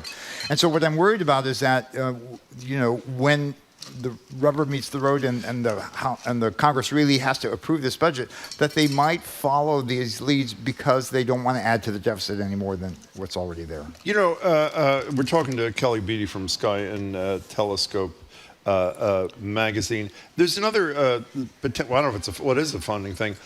Before we talk about the animus between Elon Musk and Donald Trump, the best friends forever a couple of months ago, how important is SpaceX to what we do above the atmosphere? Hugely. How so? Well, because NASA's SpaceX is Musk's thing. I should have made clear. Right. And about 15 years ago, SpaceX inaugurated this launcher called Falcon 9, which was an economical, returnable. You've seen them land on platforms and things. And so that Falcon 9 system has become the workhorse of the space launch industry for government, for industry, and for NASA. And so consequently, like when we send a spacecraft up to the space station, right, there's a crew drag, there's a SpaceX variant that is launching those crews up to the space station. So if NASA were to cut ties with SpaceX, they would have to look for another way to get their crews up. Is there another way? There is. There's the Boeing space liner, the one that famously left, right? Without the astronauts. Let me back up a step. It used to be the space shuttle, and when the space shuttle program ended, NASA was forced to use Russian spacecraft to get its crews back and forth to the space station on a temporary basis. That's when those two contracts to SpaceX and to Boeing for the Starliner were created to eliminate that problem. Now we don't need to do that so much anymore. But now if you lose SpaceX, which has been the workhorse, Boeing still doesn't have a solution for its mechanical problems, and so it would be a while. We'd have to go back to using Russian spacecraft to get crews back and forth. Well, given that you've just said that the president is really interested in human beings going off into space, it would seem then that it would be unlikely that he would cut ties to Musk Company because of that. It would seem so, wouldn't it? It would seem so. You never know, but it would seem so. But I think you're both nuts. What? If you have to weigh on one hand, he cares about human space flight, and on the other hand, he cares about destroying Elon Musk. I would say destroying Elon Musk. Listen to this quote. The sound is not good enough to play. This is Trump. We might have to put Doge on Elon. You know what Doge is? Doge is the monster that might have to go back and eat Elon, is what Donald Trump says. So Musk has threatened to decommission it, which I'm sure he won't do because he loses himself. Trump has threatened to put him out of business. Why are you as confident as Marjorie appears to be? Time out. All Musk has to do is say, I'm not going to launch your crews to the space station anymore. He can still launch DoD satellites and everything else that's going up. And he can just hit NASA hard. Yeah. And you just mentioned that Trump is concerned with being left in the dust by China. That's right. Which I would think would be facilitated by Musk being doged. I don't agree with that either. Okay. Look what's happened on the environmental front. Look what's happened on the EV front. China's eating our lunch. Look what's happening. China moving in where we're moving out on USAID. All he cares about is personal vendettas. Okay. And in any case, okay, one last thing about... We need to bring in the psychiatrist and the psychologist. One last thing about SpaceX. I understand its value, but every time I turn on CNN, there's an explosion, and then there's a tweet from Elon Musk said, no big deal. There's another explosion, no big deal. And then you have particles landing all over the place. That's right. That is, and that's not easy either. Yeah. There's a specific, it's called the Starship. This is what Musk wants to use to get people to Mars. It's also crucial to our NASA's plans to colonize the moon, because this is the largest, most powerful rocket ever built. And so they need that thrust, that lift capability to get these huge pieces into orbit and get them to the moon. And so it is important that we must get Starship to work right. And he has already demonstrated he's willing to accept failure as long as we learn from that. Are you worried about the failure? I'm like you. I watch it on TV and I'm saying, and it's been several in a row, right? I know it's not just one. And I'm saying must be losing their job over this at this point. Yeah, and you do see this. There is some danger to where these big pieces. Oh yeah, they launch these things from South Texas, right? The recently incorporated Space City down there, and there's been danger from these exploding spacecraft going over the Caribbean islands. And so one of those happened. I was on a cruise ship. So you're having your pina colada down there. Well, I was about to say he was on a cruise ship. I was on a cruise ship about 6 months ago in the Caribbean, and where are the pieces coming down? It's not an inconsequential. You can see the pieces I when couldn't you're on the cruise because it was ship? during the day, but had it been at night, yeah. Oh my God! Oh, look at this, a rocket thruster here, right in my lap. So, okay. So wait a minute. So it's a work in progress. But the thing is, I just want to say, Musk has so much money that he can afford to crank out these starships, bang, bang, bang, bang, bang, and keep launching them until he gets it right. It's not like NASA, which is really kind of metering out its resources. So I think they'll get it solved. By the way, one last thing about funding, and then we can move on to less depressing things. I have two more things. Okay, why does Ted Cruz, who is, this will shock you, is not we're not huge fans here on the show, except when he's in Cancun, which is when he's at its best, I would argue. Why does Ted Cruz care about this? Is it because there's a Texas element to this for sure. thing? In the big, beautiful bill is $85 million. Sorry if I'm stealing your thunder. $85 million that one of the space shuttle orbiters that has been retired is in the Smithsonian. It's part of the Smithsonian collection. And Cruz and Cornyn, the other Texas senator, believed that there was some kind of subterfuge when the decisions were made back in 2011 as to where these orbiters would go, that something, Texas was dissed. And so they're claiming that there's $85 billion to move, $85 million in this big, beautiful bill to move the orbiter from suburban D.C. out at Dulles back to the Johnson Space Center in Texas. Well, that's huge, obviously, and then that's a huge There's a couple of problems here. First of all, the 747s that used to shuttle the shuttles around the country are mothballed now. They're gone. And it's estimated that it could cost anywhere from $400 million to $1 billion to move this. It's not easy to move something that big. I mean, it's the size of this room, for heaven's sakes. And, you can't exactly just get a couple of police on the interstate and move them out of the way. One last thing from me on this, and then, Marjorie, before we get to the good news things, one of the most painful minutes of conversation we had in the last few years is when we had Anthony Fauci on the show, and we asked him if he was worried about the anti-science bent under Trump. This is during the Biden presidency too, but obviously Trump had been there and might have been back, and he is back. And it was really, his response was, of course I'm worried about it, it's horrible. And now we see it every day in terms of the stuff that RFK Jr. does almost every day. I mean, I can go down the list. That's deadly for what you care about. The concern is, take this NASA budget just for a moment. Yeah. It looks like no one who knew anything about spaceflight was vetting what got cut and what didn't. And so that's the scary part. There's nobody with any sort of knowledge making these decisions. Who was it? Was Doge involved with no, you guys? No, Big Balls, the guy from Northeastern? No. Edward Cornstein, that we no, like to but here's mention from time to time? Here's a sobering thought. I won't call it scary thought. There is something that under the first Trump administration, the National Space Council was chaired by Mike Pence, the vice president. That's what is in the NASA legislation. And Pence was actually pretty active and visited the senators and stuff. Well, the current vice president is J.D. Vance. And the Space Council is nowhere to be seen. These decisions are all being made in the... Oh, okay.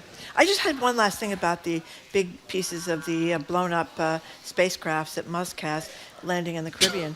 I wonder if any of these governments said anything about this. Are they concerned? Yeah, the FAA has been launching an investigation. They have been launching an investigation. And obviously Musk is resisting being regulated. No, you mean the governments of the Caribbean Islands? No, I don't know. I'm not sure that they would have any authority. It's really where are they being launched and are they being launched safely? Okay, because you would not want that to happen. So Can we talk about the sky thing next? Because it's so exciting to me. This place in Texas, the largest, West Texas, the world's largest dark sky reserve. Yes. Tell us about this. This is a beautiful story. Well, there's an organization called Dark Sky International. I was on the board of directors for about 10 years. And there's a certification process for taking places that are dark or want to be dark to remain dark. And by dark, we don't mean no lights. It means just the lighting is controlled. And so in West Texas is a premier world observatory called McDonald Observatory. Among other things, Big Bend is down in there, this huge corner. And so it is the world's largest, it's 15,000 square miles, I think, dark sky preserve. And yay, that's really good. I was reading the articles. I don't see that it's under any kind of immediate threat, although there's not very far from there, there's a lot of oil fields and fracking and such going on. And I know that the folks at McDonald Observatory have been actively working with the oil industry for the last 15, 20 years to try to get the lighting there under control.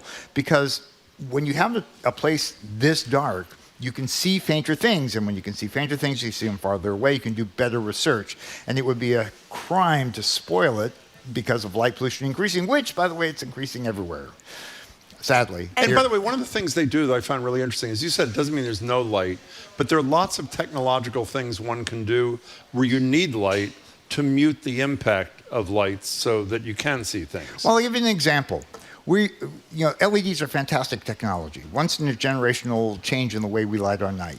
They are largely replacing a style called high-pressure sodium, those peachy-colored lights that were ubiquitous everywhere.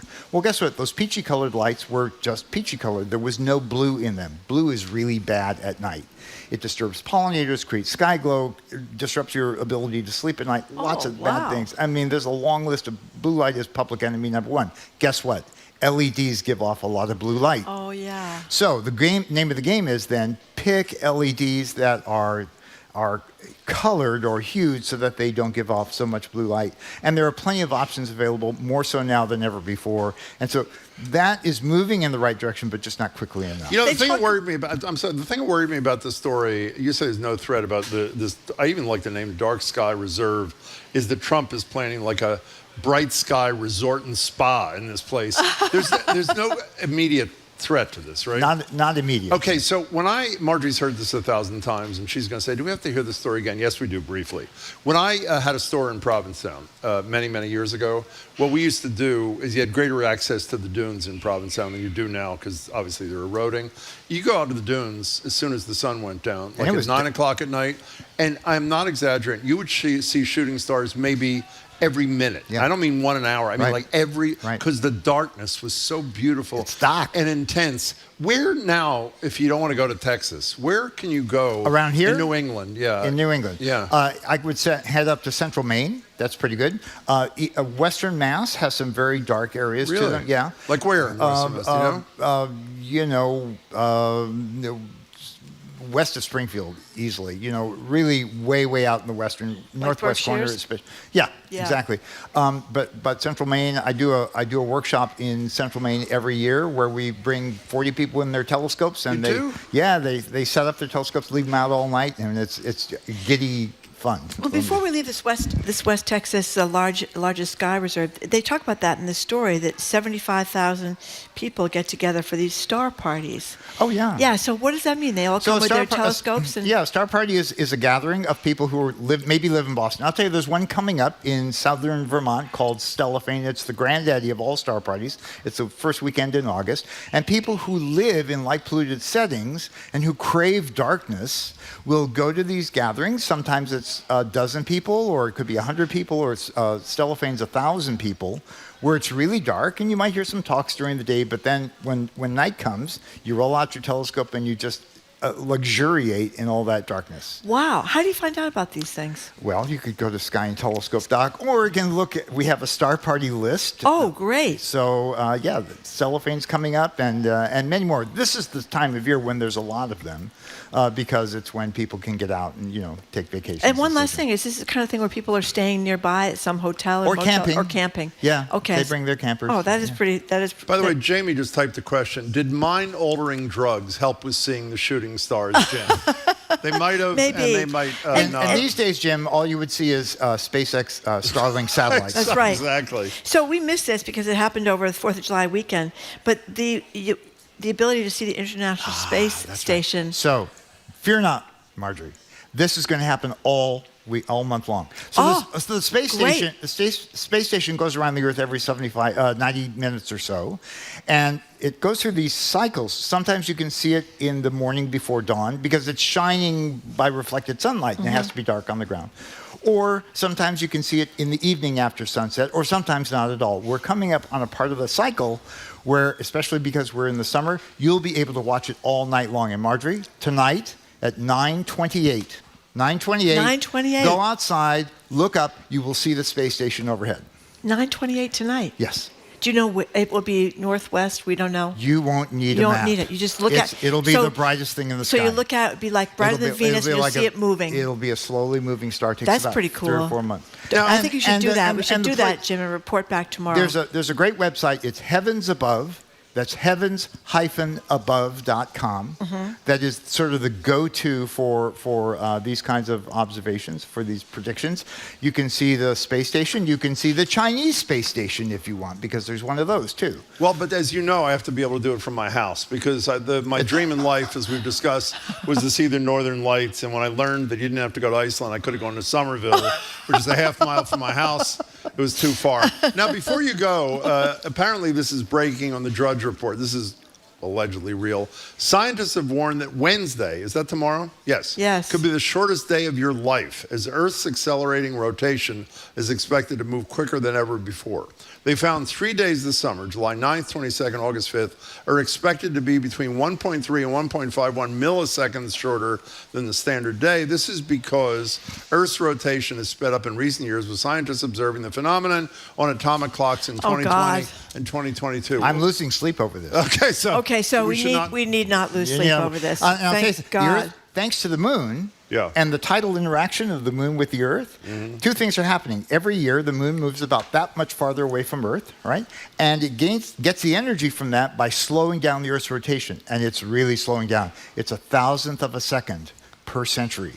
So everyone reset your clock. That's incredible. Hey, Kelly Beatty, we love talking to you. Thanks so much for your time. Right. Skyandtelescope.org is the place to go. Skyandtelescope.org. I think we need to have a BPR star party. That's what I think. That would be that great. Would be wild. I will host it for you. Okay. I know just the spot. I'd love Thank to do you. that, actually. Yeah, See you, so would Kelly. I. We've been speaking with Kelly Beatty, senior editor of Sky and Telescope magazine, online at skyandtelescope.org, where you can find out about the star parties and a bunch of other great stuff.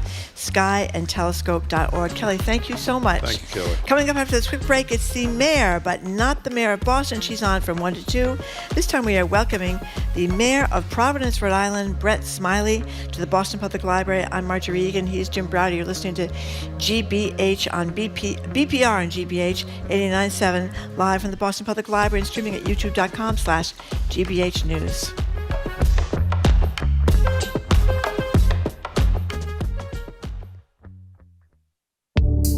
Having an active social life isn't just for fun, it's critical for long-term health. Social isolation is more dangerous than smoking, a pack of cigarettes a day. So building community and connection for seniors can be life-saving. That's what we do here, we make sure they feel like home. How's bingo today? Como está o bingo hoje? Bom. Good. You can find the rest of that story online at gbhnews.org. Our programs are made possible thanks to you. And Burton's Grill and Bar, offering catering for events from corporate meetings to family gatherings, with customizable meal options available for takeout and delivery. burtonsgrill.com. And the Museum of Printing in Haverhill, preserving the history of graphic communication from typewriters and presses to computers and copiers. Their expanded exhibit of rare and historic Bibles is now on view. More at museumofprinting.org. And the Cape Cod Foundation, committed to building resources to support community life on Cape Cod, including environmental conservation, arts and culture, and community development. Learn more at capecodfoundation.org. And Direct Tire and Auto Service, offering a full range of services including brakes, shocks, diagnostics, and oil changes. Direct Tire and Auto Service, not just service, customer service. DirectTire.com. The U.S. is home to millions of oil and gas wells. When a well reaches the end of its life, it needs to get sealed up so it doesn't leak. But plugged wells do not always stay plugged, which can cause a big problem if one of them happens to be in your front yard. Grass didn't grow. The pine trees kept dying. On the next All Things Considered from NPR News. Today at 4, here on GBH News 89.7.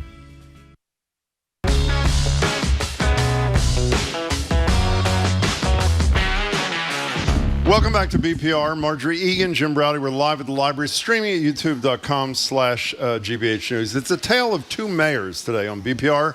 Our own Boston Mayor, Michelle Wu, will join us from 1 to 2 to take your questions. But first, the mayor of another one of Marjorie and my favorite cities, served in part by the T. I don't know why that's relevant. Providence, Rhode Island. Joined now at the library by Brett Smiley. He's the mayor of Providence. Mayor Smiley, it's great to meet you. Thanks so much for being here. Nice to meet you, too. Yeah, I was just telling the mayor, we're always singing the praises, or at least I am, of Rhode Island up here. I love Rhode Island. Everywhere you go, you can see the water. It's just great. But tell us, for people that don't know, tell us a little bit about yourself. So actually not a native Rhode Islander, grew up outside of Chicago, moved out there 20 years ago and met and subsequently married a Rhode Islander. So sort of a word of warning, if you fall in love with a Rhode Islander, you're going to move to Rhode Island. And got involved in government and politics, had my own business for several years, worked for the last 3 mayors, and that's Mayor Cicilline, Mayor Taveras, and Mayor Lorza, and then was Governor Gina Raimondo's chief of staff and the state's director of administration when she left for the Biden administration. I ran for mayor, and I'm now in my third year. Okay, enough about you. Let's talk about Raimondo. Is she running for president? Do you talk to her? I talk to her all the time, and I don't know if she's running or not. I think she's keeping her options open, and I think she's got something different and special to offer the party. How seriously affected is Providence and universities in Providence by what Trump signed on Friday, the budget that's pending? How poorly is your city going to do? We're bracing for real cuts. To date, city government itself has actually not experienced any meaningful cuts. But local government, I'm sure it's the same for Mayor Wu when she's on. Local government is downhill, and stuff rolls downhill. And so the cuts are going to come to the state, and then the states will make cuts, and that'll find its way to the cities. You point out another very important challenge that we're facing, though, is Providence is very much a college town, anchored by Brown University, but 4 private universities, 3 public universities, and the cut in research funding, the NIH cuts, is a real impact on us. Brown's one of our most significant employers and one of our most important anchors, and so it's a real problem. Brown hasn't been targeted, correct me if I'm wrong, Mayor, Brown hasn't been targeted like Columbia and Harvard, though. But even though my understanding is the president has been pretty strong, they haven't been targeted yet directly. Have they or have they? They're targeted with Penn, I thought, by Jim Jordan's Judiciary Committee. Are so they not? The president of Brown is the dean of the Ivies. She's the longest-serving Ivy president right now. I think she's navigated the last several years exceptionally well. They have had cuts, but they've sort of stayed out of the news, which I think is to their benefit. So I don't know how to answer the question if they've been targeted or not. They have real cuts that they're dealing with, but they've not been kind of, quote, made an example of. But when you say they're dealing with, as you probably, I'm sure you know, that Harvard is involved, even though they're not saying much about it, even though Donald Trump is, in negotiations, whatever that means with Donald Trump. There's fear that they will do what Columbia did, which is have the president Shipman there say we didn't capitulate, but everybody else thinking they did. Do you know what the tenor of these, are there discussions at all between Trump and in that way, Brown is not involved with the administration in that way. They had what they call the indirect spend cut from their NIH grants, which is something that's being litigated, and then they're trying to chart a path forward. But I think around the country, I just came back from the U.S. Conference of Mayors summer meeting, which was in Tampa 3 weeks ago, and we were talking to mayors in other university towns. And I think some of the best voices right now are people like the mayor of Lincoln, Nebraska, the mayor of Huntsville, Alabama, where there's these major research institutions in red states who can articulate to the administration the importance of these federal investments, that it's not just about liberal Ivy League cities in the Northeast. I just want to mention, because I don't know why the House Judiciary Committee is even involved in this, and I don't think most Americans care about it, but they have subpoenaed Brown and your alma mater, UPenn, investigating this alleged price fixing in the Ivy League. Price fixing? Yes, price fixing in the Ivy League, that's right. Seeking documents and communications about prices, and they claim that there's been some shenanigans, but I don't know why they're bothering with that. But anyway. So, Mayor Smiley, Marjorie, I lived in Providence. My younger daughter lived in Providence a couple of years ago. I was thinking of moving back, not only because she loves the city, but because of what she says is comparative affordability. But at least from what I see, you're having the same housing unaffordability crisis that Boston and other major cities are having, are you not? Absolutely. Housing is our biggest challenge and our top priority. What are you doing about it? We're doing everything. We're doing all of the above. Tackled it first day on the job, brand new building department, brand new, tried to make it faster, cheaper to get a permit. We reworked our zoning code. It's much easier to build in Providence than it is in Boston. And so we upzoned practically the whole city. We've lowered the commercial tax rates and residential tax rates to try to make projects more affordable for development. And then when I started, there was still some leftover ARPA money. And so we clawed back any dollar we could find allocated by the previous administration and put it into an affordable housing trust fund where we're building permanent affordable housing units in the city. And so today, The prices of rent are escalating more rapidly in Providence than here in Boston, but it's still much more affordable. So the average rent in Boston is apparently $3,300 in Providence, or $3,900 in Providence. It's $2,600, so it's 30% cheaper to live in Providence. So it's all relative, and so long-term Providence residents are saying this is out of control. But if you're coming from Manhattan or from Boston, it's still a bargain. Do you do? We've talked to the governor here about this. Is Kelly Ayotte, who's the new governor of New Hampshire, I thought in fairly crass fashion, campaigned, not in a smiling kind of way, we're not Massachusetts, but I thought in a really demeaning kind of way to their neighbor, criticizing everything from safety to affordability. And are you in like an above board, I don't mean that in a judgmental way, I mean literally, in a public bidding kind of thing? You are with places like Boston, are you not? Well, and what's the case you make that Boston's a wonderful place, I'm sure you'd say, but Providence is even better? What's your case? So I don't view Boston as a competitor to Providence. Honestly, I think places like Worcester and Manchester, those are our competitors. Okay. We're all in the ring of Boston. And the case that we would make is that particularly if you're a young family, if you're a young professional, it's 30% cheaper. There's basically no traffic. We have all of the cultural amenities. It's not as deep as it would be in a big city like Boston or New York, but we've got an excellent Philharmonic. We've got a full-time ballet. We've got the oldest repertory theater company in the country, one of the finest art schools in the world. So we've got arts and culture and quality of place at an affordable cost that makes for an extraordinarily high quality of life. And so if you're 22 and working in biotech, Boston's maybe where you want to be. But by the time you're 45 and trying to buy your own house and thinking about raising a family, I would sell Providence over the larger metropolitan area all day long. We're talking to Brett Smiley, who's the mayor of Providence. Don't forget Waterfire. People love that. I love that. Tell people about that. So we have this great free public art event called Waterfire. Providence is built along the river. There's braziers in the middle of the river. Music gets piped in while you enjoy the stroll along the river walk with this great public art event, and it kind of brings the whole city and the community together. And Providence is 20 minutes from the beaches. I mean, it's a really high, lovely quality of life. It's an incredibly diverse city. It's a very progressive and welcoming city, and so it's not a hard place to sell. The reason our rents are going up so much is because so many people are moving there. Well, they moved a lot during the pandemic. Didn't become Providence usually popular then because there was more space and more for your money. Yeah, and if you now only need to be in the office once a week in Boston, commuting from Providence is a piece of cake. So what is wrong with the schools? I mean, the schools in Providence have been struggling for quite some time. They're still under state receivership. What's going on? And they went into receivership when you were the chief of staff to Raimondo, correct? We're 6 years in now. It started under Governor Raimondo. We have all of the challenges that other poorer urban districts face. A lot of multilingual learners, a lot of high-need students. 80% of our students are on free or reduced lunch. And so to meet the needs of that student body requires a lot. But we are heading in the right direction. Our elementary schools are doing exceptionally well. We still have work to do at the middle school level.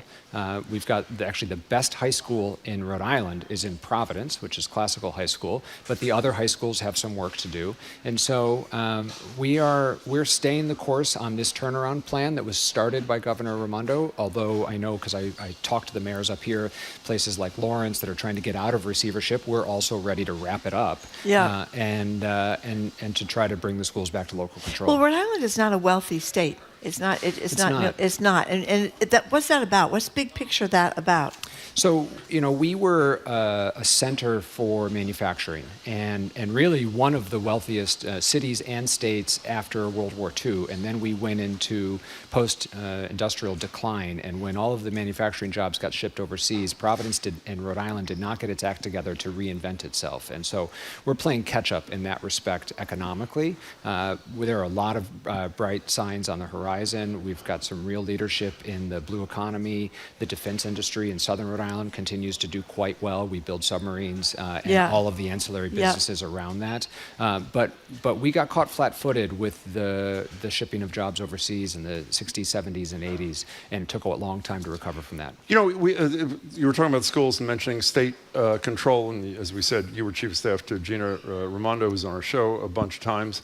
It would seem to me, based on the polling that I've seen, that let me see who I picked. If Vladimir Putin ran for governor of Rhode Island, he would beat Governor McKee. Governor McKee has the lowest I've ever seen for an incumbent, I mean this sincerely, incumbent politician in my whole life, 25%. I'd love to hear, well, why is he, what's the nicest thing I can say? He's unpopular. Why is he so unpopular with the people of Rhode Island, Mayor Smiley? Well, first of all, I mean, the most recent poll, if you look at all of the New England governors, yes, he's at the lower end of the list, but but people are generally... That's called a euphemism, by the way. You went to DePaul? Is that where you That's went? right. They taught you that at DePaul, right? They did, yeah. Euphemism. Go ahead. He's at the lower end of the spectrum. So I think the electorate is just unhappy to begin with, and Rhode Islanders are a fickle bunch, and so... Okay, let's try again. Let me ask the question one more time. I mean, 25% is, in all seriousness, Yeah. as you know, you're a politician, is zero, essentially. No one gets below a third in any poll, no matter how horrible you are. Why is he so disliked? I think the single biggest issue is we have a bridge that failed that voters are very angry about. Should they be? Which bridge? This is the Washington Bridge on Interstate 195. Would Okay. take you from Providence out to the Cape. Yep. But it connects what we call East Bay, half of the state, with the rest of the state. There's only one way across, and so now we're sharing one side of the bridge that's still open. There were major delays, and I don't think anybody expects our governor to be an engineer and to have inspected the bridge himself. But the response to the failure was particularly irksome for many constituents. Did you share the irksome nature of the response? I don't think it's his fault. I don't expect Governor Raimondo or Governor McKee to be out underneath the steel girders looking to see if they're failing or not. But people wanted empathy. They didn't get empathy. Businesses wanted relief. It took a while to get that relief. And I don't think the real effect being felt by families was acknowledged by the governor. And that really upset people. Are you running for governor? No, I'm running for re-election next year. You are, okay. Yeah. You know, there's a lot of bridges in Rhode Island. I think the bridge is a very sensitive issue from everything I've heard. They were trying to put a toll. Which was the bridge they tried to put the toll on? Multiple bridges. Yeah. The tolls. yeah. But that did not go well either, did it? The toll issue? They're coming back. So this got litigated all the way to the First Circuit Court of Appeals up here in Boston. The state prevailed, and actually now, as part of a way to pay for the repairs of the Washington Bridge, they're getting ready to flip the tolls back on again. Oh. Yeah. Which bridges? So it's not the one I go over. I hope from Tiverton from Tiverton to Portsmouth. Unless you're driving, there's no toll there. Marjorie, unless you're driving a truck, you're not going to pay it. Okay. So these are just for trucks. Oh, okay. And, okay. But it's all the bridges on the interstate. Wow, that's a lot. That's a lot of bridges. So we're talking to Brett Smiley, who's the mayor. Another parallel between you and Mayor Wu, who's going to join us in about 20 minutes, is our bike lane issues. It's been one of the major issues that Josh Kraft, your primary opponent, has focused on. And in fact, she eliminated a bike lane. I think she announced it on our show, right outside here on Boylston Street. You're doing the same thing. Did people like you, and by the way, I live in Cambridge, there's a lot of controversy. I'm not going to tell the story about having to walk 2 blocks to get my own birthday cake because Marjorie's going to ridicule me. No, it's American tragedy. So I'm not going to tell the story. It was awful. Do you call yourself progressive? What do you call yourself? I don't. You don't? Okay, what are you? I'm a Democrat. Okay. Yeah. Do Democrats, progressives, and those who don't call themselves progressives, move too fast on bike lanes in major American cities without enough thought? Well, first of all, I'll tell you, one of the lessons I've learned as mayor, the two things that are like the third rail of local politics are bike lanes and dog parks. Just screw up the dog parks? Oh, people have very strong feelings on both sides. No, I think the problem with the bike lane conversation, we just did our once every 10-year comprehensive plan where we state a priority and a vision for the future growth of the city. Right now, it's estimated that approximately 3% of Providence residents commute by bike, and our aspiration is to grow that to 6%. We spend half of the conversation around transportation talking about bike lanes for 3% of the people. And so I think it's like an inequitable conversation. We spend way too much time, energy, money, resources for a way too small percentage of the commuting public. I think it's a distraction, and I try to focus on the way in which people actually get around in my city, which is by car and by bus. Well, I'm so glad you put it that way, because it seems to me that Democrats have proven themselves virtually unable to escape from being painted by that 3%. And I'll give you an even smaller number. One of the biggest issues in the Harris-Trump campaign was 10 athletes in the NCAA, including Leah Thomas at my alma mater, who are trans people. 10 out of, I think Charlie Baker said the other day, there are 500,000 athletes in a college. Do you have a formula by which Democrats don't have to always play defense on, let's call them, I don't mean this in a pejorative way, cultural issues that they can't seem to get away from? I think we can avoid grandstanding on these issues that affect a very, very small slice of the electorate. That doesn't mean that we shouldn't be responsive to it. I feel accountable to all of my constituents, no matter what minority they might be in.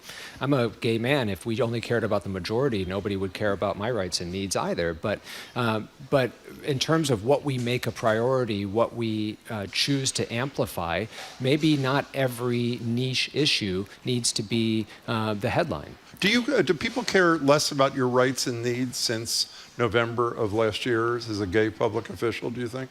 I don't think they care less about mine, but I acknowledge the privilege that I am. I'm a married white man with a stable income and not economically disadvantaged. There are marginalized members of my LGBT community who I think the government cares less about right now. I don't personally feel threatened, but I acknowledge that I'm in a place of privilege and security in that respect. Rhode Island is a very democratic state, and historically has voted for Democrats. How did Trump do in Rhode Island the last time around? He did a little bit better, just like up here. Yeah. So in the Trump-Biden race, Trump got 20%, Biden got 80% in the city. And then in Trump-Harris, Trump got 25%, Harris got 75%, so he picked up 5 points. And it's still overwhelmingly Democratic, but he made inroads, just like he made inroads everywhere. And what do you think that's about in Rhode Island and in Providence that you know best? I think it was some of the cultural conservative issues. We have a very large and proud Latino community, and many of them on social issues and certainly around religion are quite conservative, and I think that was influential. Yeah, I read where you were studying Spanish. Yeah. How's it going? Not as well as I would like. It's hard learning a language as an adult. Would you like to say hello? How are you in Spanish? Hola, ¿cómo estás? Oh, that's pretty good. Yeah. It's okay. Okay, so are you one of those politicians, you hate quizzes, right? Yeah. Okay, here's a quiz. Okay, you ready great. for this? Thank you. Now, this is a good one, actually, and I'm pretty proud of myself for this. You know who Sheila Bentley is? No. Yes, you do. I don't. Yes, you do. She was married to a prior mayor of... obviously you do. I do, yes. Sheila Bentley, there was a couple of years ago, there was a play, there was one of the best plays I ever saw called Prince of Providence. Yes. It's the Trinity Playhouse, is that what it's called? Trinity Repertory. And yes. a couple of days later on my television show, Greater Boston, I had Sheila Bentley, who is the most, she is an explosive, fabulous figure, one of Buddy Cianci's wives. The woman who played her, who's a wonderful actress from Rhode Island, too, and the Globe writer who wrote about this thing. And so here's the quiz for you. One of her sons, Dan, went to his junior and senior prom with the same person. Do you know who that person was? Let me rephrase the question. This is according to her. I assume it's true. Sheila Bentley, former wife of Buddy Cianci, the legendary Buddy Cianci, went to the senior prom and junior prom. Her son, went to the junior and senior prom with the same woman. Do you know who it was? No. It's your husband's sister. My husband's sister? Your husband's sister, yeah. She texted me this morning. Now, do you question what she's saying or no? No, I believe it. You don't know this? I don't know this. How do you not know this? You talk to this guy? Your husband? I talked to my husband. And he never said to you that my sister went to the junior and senior prom with Buddy Cianci's ex-wife? The stories there's a lot of stories in his family. There are. And he's actually related to Buddy. Your husband is? Yeah. How's he related to Buddy? It's through grandparents. In Rhode Island, when you don't exactly know how you're related, but you're related, you just say we're cousins. Yeah, okay. As long as we're on the subject of Buddy Cianci, Yeah. we have to. Did you hear the Crime Town podcast about Rhode Island? I mean, people haven't heard that. It's about Providence. Back in the days when Buddy Cianci was mayor. Back in the days when the mob was quite prominent, even at City Hall. But it's a great Crime Town, Providence by Giblin Media. I thought it was a riot. Got voices of real mobsters and voices of Buddy Cianci as well when he was still with us. So I married into a proud Italian-American family. Mhm. My late father-in-law used to say there's no such thing as the mob. It's just a myth perpetuated to disparage Italian-Americans. And so it's a deep and proud history in that city. It is. Yeah. I mean, I'm trying to think. Rhode Island has come a long way in that Crime Town Gimlet podcast. Many of us remember when the chief of the state superior court, that would have been Bevilacqua, was coming out of a mobbed-up hotel. I think he was adjusting his fly as he emerged from or something so like many that. good ones. The chief of the Supreme Court in Rhode Island. But anyway. Okay, can I? You're going to stop me. I'm going to tell my Sheila Bentley story. Okay, tell your Sheila Bentley story. Because I think it's worth retelling. As I said, Sheila Bentley was on my television show a bunch of years ago in Prince of Providence. I assume you saw that. It was great, right? Yeah. Spectacular. Read the book, saw the play. Yeah. Mike Stanton, is that? Mike Stanton. Yeah, Pulitzer Prize for, it was a brilliant book and great play. Prince of Providence, you should read it. So Sheila Bentley's on my show, and I was a little nervous that this was live television. And I said to her, is everything true in the book? And she says, for the most part. And I said, well, then let me ask you this, if I may. And I said, is it true that you pulled a gun on your husband, Buddy Cianci, in a hotel room in Providence? And whenever you do a live interview, you're the interviewer, and there's silence from the person who asked the question, you say to yourself, I just made the biggest mistake ever, and I'm going to be so humiliated. So there's a pause that seems like it's an hour, and maybe it was 10 seconds, at which point Sheila says, that question shows how little you understand about my relationship. I'm literally ready to melt under the table. She said, I would never, ever have pulled a gun on Buddy Cianci in a hotel room. And she paused, she says, I pulled a gun on him in his office at City Hall. And so there was Sheila Bentley. We're talking to Brett Smiley, who's the mayor of Providence, Rhode Island. And also a pie connoisseur, please. What's that about? What's that about? I have a terrible sweet tooth. I love pie in particular, and so that's sort of my vice. Why did you decide that politics and government was your deal? And do you feel any less? I know you can't say yes to this, but do you feel any less committed to it when you see what the torture that committed public servants are suffering if they vote or act their conscience in American politics? I do find it discouraging that there are people for whom they will sacrifice what they believe to keep their job. And that seems to be happening more and more, particularly in Washington. Less so, I think, at the local level. And that's discouraging. I think there's a balance between, and you guys talked about this earlier in the show, doing what your constituents want, but also doing what you believe is right. And consequences will kind of mete out however that happens. And that's certainly a balance that I try to strike every day. I went to school, I went to business school. I thought I was going to follow my dad's footsteps in finance, and found that sort of soulless at the beginning of my career, and fell into public service and politics, and have found it richly rewarding and something I hope to be able to do a little while longer. Do you worry? We were lucky enough to play on Wednesday on Chuck Todd's, he's our regular Thursday guest, his Toddcast. We were the guests yesterday, and one of the things that Chuck asked us was asked a question we ask all the time, do we survive Trumpism? So many Democrats call the show, we're going to do great in the midterms. I have no idea if they're going to do great or not. I just know the midterms are a long way away. There's a lot of pain in the short term. Are you 100% convinced that we survive this assault on democracy and people who need government to help them? Yeah, I think we survive. I think the rebuilding is going to be hard. I think it's going to be left to the Democrats to clean up the mess. And then as soon as things start getting great again, the Republicans will probably win again. They'll break something, and then we'll go clean up the mess. And this seems to be the cycle that we're repeating. Why are you hopeful? Why are you hopeful? Because I see exceptional leaders, particularly at the local level, that have the trust of their constituents. Government still works at that level, and they will rise up and continue to find new opportunities at the next level and at the next level. Now, last question, which is maybe the most important question. Can you find my daughter a cheap apartment in Providence or no? It's cheaper than. Cheaper than, okay. Cheaper than Yeah. Boston, That's all I'm absolutely. looking for, Sorry, okay. Mayor. Yeah, we can find a cheaper than a Boston apartment. Mayor Wu's here somewhere. Oh, she's right there. Do you know Mayor Wu? So Mayor Wu spoke. I went to what I'll call new mayor school at the Kennedy School, and it was new mayor orientation sponsored by Bloomberg Philanthropies. Yeah. And Mayor Wu spoke at my new mayor As school. an old mayor? Is that what she did? She was An old mayor? a veteran at that point. Yeah. What do you think of her? I think she's doing a good job. What do you really think of her? No, I think she's doing a great job up here. You do? Yeah, you've had other candidates saying We're going to ask her about that you she's in a their minute. role model, so that's a good thing. Great. Yeah. So one last quick thing. We're about out of time, so we only have a couple of seconds. But how long does it take you to get from Boston to Providence now? An hour? At 2 a.m. So it was an hour and a half? No, it took an hour and a half today. Yeah, But it okay. can be 2 hours or it can be an hour. Okay. Brett Smiley, it's All great right. to see you. Thank you Thanks very for- much I for hope you being come with us. back We're again. speaking with Brett Thanks. Smiley, the mayor of Providence, Rhode Island. And we thank you, Mr. Mayor, very much for coming in. After the 1 o'clock news, we're going to be joined by the other mayor today. Boston Mayor Michelle Wu joins us for the rest of the show. She's going to take our questions and yours for the July edition of Ask the Mayor. 877-301-8970 is the number.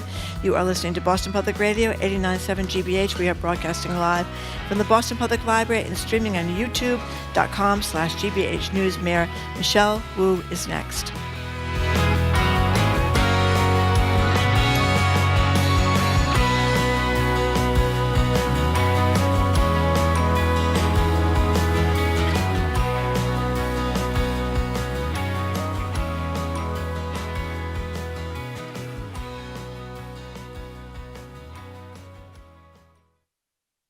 Unlock all NPR Plus podcasts by supporting GBH and enjoy exclusive perks like the Sunday Puzzle Podcast, early access, and bonus episodes from some of your favorite shows.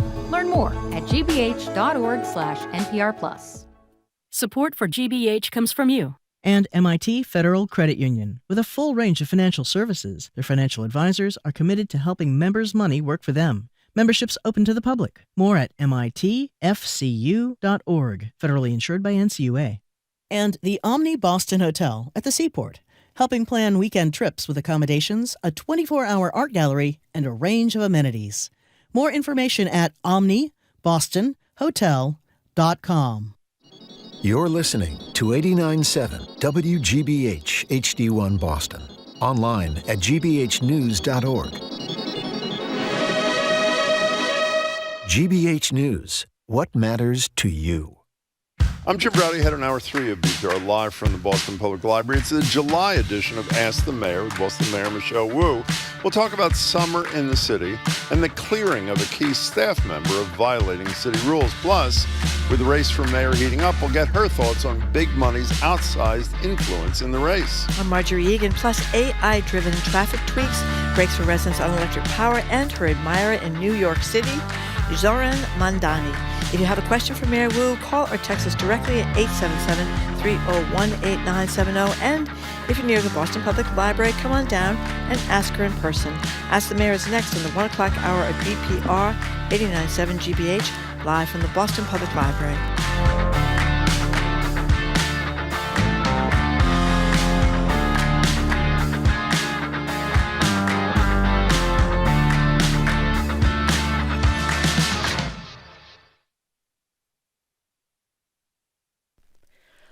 Live from NPR News in Washington, I'm Lakshmi Singh.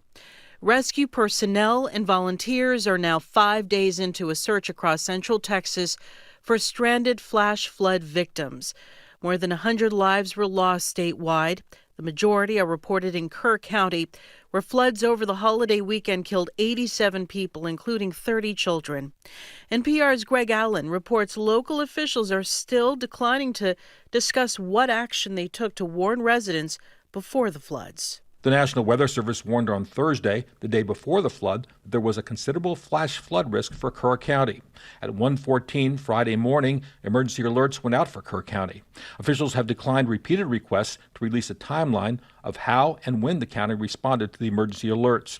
At a briefing Tuesday, Kerr County Sheriff Larry Letha said he wasn't notified of the flood emergency until after 4 a.m. That is not my priority this time. There's 3 priorities. That's locating the people out there, identifying and notifying the next of kin. Hundreds of emergency workers and volunteers are combing through debris along several miles of the Guadalupe River looking for flood victims. Greg Allen, NPR News, Kerrville, Texas.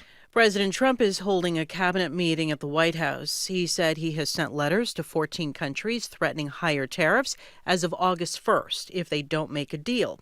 And as he addressed reporters, Trump also expressed frustration with the lack of progress toward a ceasefire between Ukraine and Russia.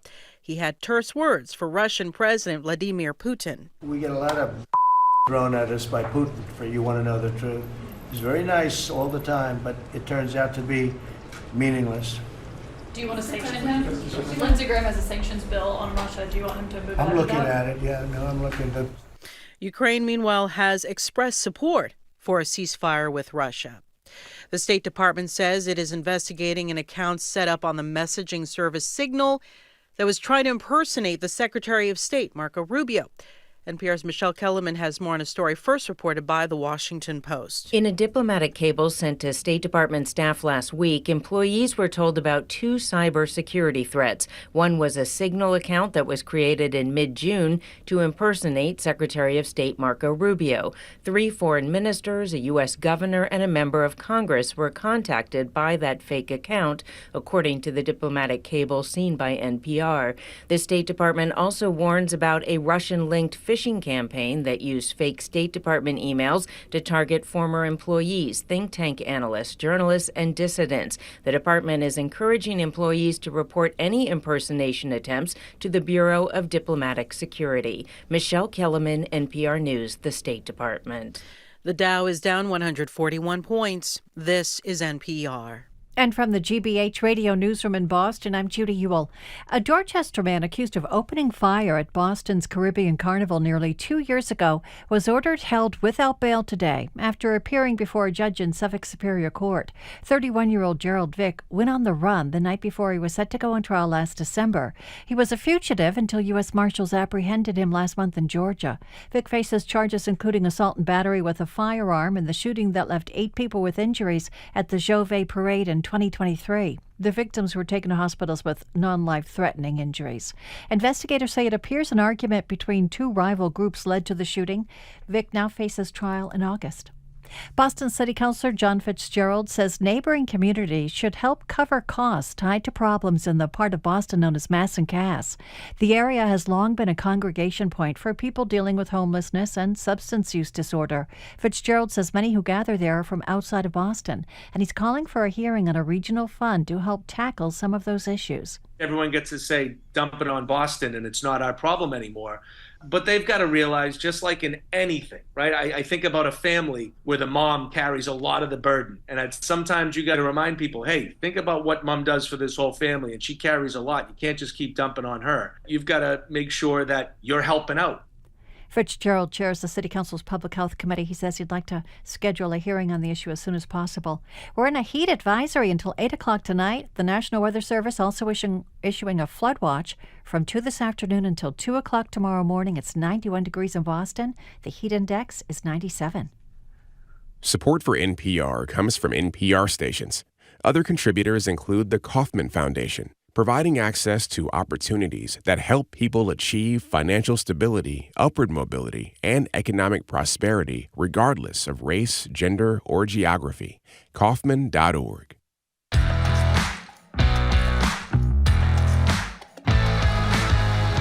Welcome to hour number 3 of Boston Public Radio. Jim Brady and Marjorie Egan. We are broadcasting live. Thank you from the Boston Public Library and streaming at youtube.com/GBH News.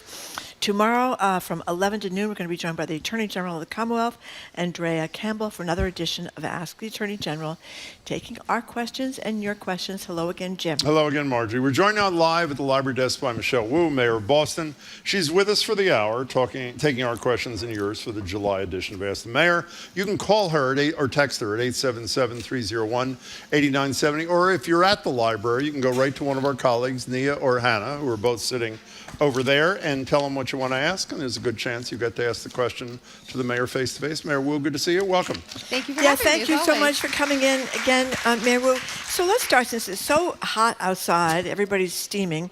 What's the city doing summer-wise for programming for kids, for grown-ups? What's going on? Yeah, we're so excited about the opportunities there are all across the city to be out and about, have fun, stay cool, and stay safe as well. So I brought a little tidbit from our Swim Safe program. These are official City of Boston beach towels from Swim Safe. Very nice. We have partnered with community organizations now to provide more than 8,000 free swim lessons for young people and their families. We made it a multi-generational program because the number one common factor of why a young person might not have learned to swim already is often because their parents never had swim lessons themselves. And so we want to make it available and accessible to everyone. Just this morning, we reopened the Condon Pool in South Boston. So I was in the pool. Mira went in for her very first time ever. Oh my gosh. she did okay. I mean, it wasn't full out crying, but it was a little cold, I think, for her. And I'm just really proud of the work, because this has been a real challenge for the city, multiple decades of deferred maintenance. And when we came into office, more than half of the pools needed some kind of repair and had needed it for a significant time. And we kind of had this,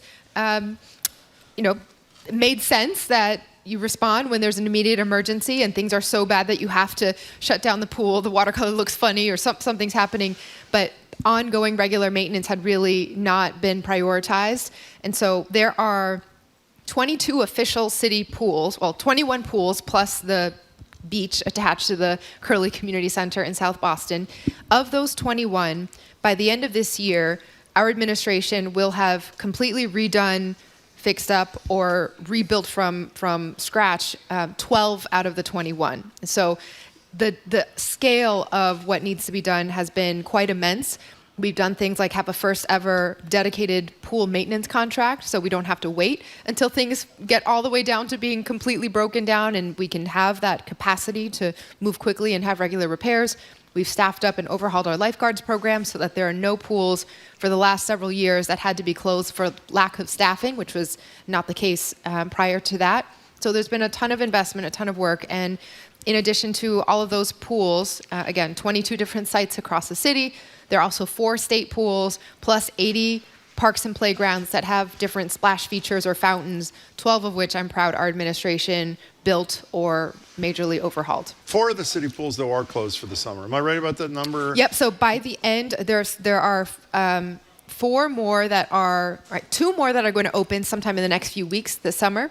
And then there's another, I think it might be 3, another 2 or 3 that will be open later in this fall because of the timelines of how the repairs had to happen. Many of these pools are owned by Boston Public Schools because they're in community center/school complexes where the work can't happen during the school year. So unfortunately, it's a kind of rotation schedule where we have to figure out when to take certain pools offline and bring them back online. And you can sometimes, not all the time, but sometimes you can swim in South Boston. You can swim in the ocean in South Boston as long as there's not some overflow coming from the treatment plant, right? So people can just look online. How do people know? Yeah, the Curley Community Center is brand new as of just about 1.5 years, 2 years ago, that includes a section of beach right on the ocean, Pleasure Bay.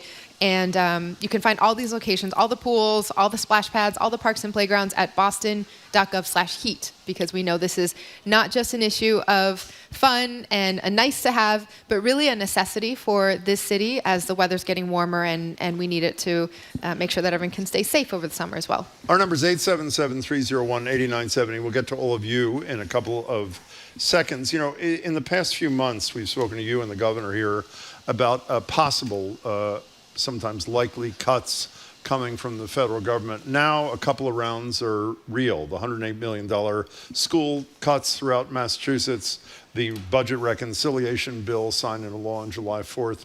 What do you know about the actual impact of both of those measures on the city? Yeah, so the bucket overall is about $300 million of annual federal funding. Our call it exposure or direct kind of threats that we've received of different pools being rescinded has been on a much smaller scale. It's something in the range of $40 to $50 million. We won a lawsuit, one of the lawsuits that we are in the middle of with the federal administration, where they had tried to take back funds by saying funds dedicated annually to address homelessness and housing issues, our Continuum of Care grant, now suddenly would have to comply with every single executive order that banned services for LGBTQ residents or what they would consider quote unquote DEI efforts. And so we fought and won, and so now have access to those funds under the terms prior to the trying to cut certain populations out. So those were preserved. This recent $108 or so million from the state passing through, the city has a small portion of that, but every dollar matters. And this is why we passed a budget several weeks ago at the city level that really was anticipating the need for tightening our belt as much as possible, no new positions, really eliminating the equivalent of about 500 full-time positions through vacancies that we were taking off the city rolls and other salary savings, so that we would have the flex room to be able to absorb some of the hits that we knew we might have to take. One last federal thing before we get to the Coles. Have you any Homan or contact or any the deportations is what I'd call them, or any of the ICE nightmares that we've been reading about? So we filed our FOIA request. I had made very clear the city of Boston was going to use every bit of our leverage and authority to document and find out what was happening. We have heard many now documented stories about the conditions that people are detained in, the tactics that were used that seem to cross the line into behavior that may or may not be constitutional or in violation of other federal or state laws.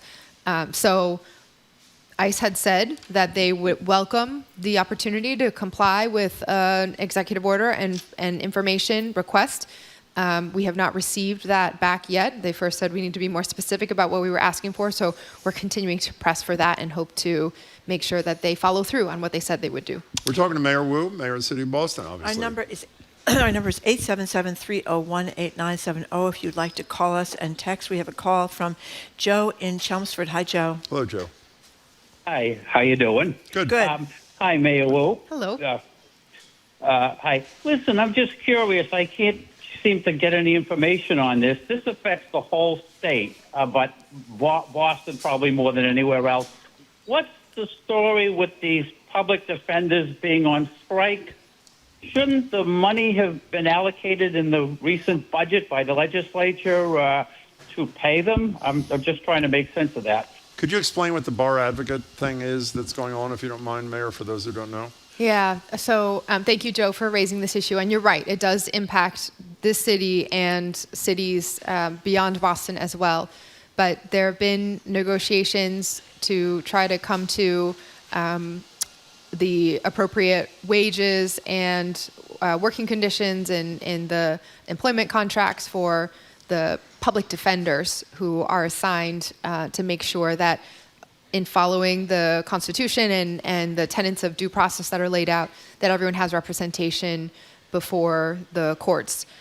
They have not reached an agreement, and there's a provision that has now been deemed to kick into place where without that guaranteed representation, the result is that defendants are being released now. And so that has started to happen. This has been sort of ongoing for some period of time now, and it has reached a point where the courts have decided that this provision has to kick in. We very much hope, we need this to be resolved quickly and as quickly as possible. Of course, this is a country of laws, and this is a commonwealth and a state where we want to ensure that due process is upheld. At the same time, we are hearing of the kinds of cases that are going unresolved, and some of them are certainly quite concerning, of course, for the victims and those who are tied to the individual cases, but for the larger impacts, when our officers go and make an arrest, that is part of a larger set of steps where that case is then brought before a judge or sometimes a jury, and questions of fact are decided, and then consequences are given for harm that has been perpetrated in the communities. And when the process is now being short-circuited because it's not going anywhere after that, it ends up having a big impact at every step and in every community. And people should just know that what they're requesting, which they haven't gotten from the legislature, is essentially comparable reimbursement fees to what people in surrounding states are getting, which is still below what private attorneys are getting in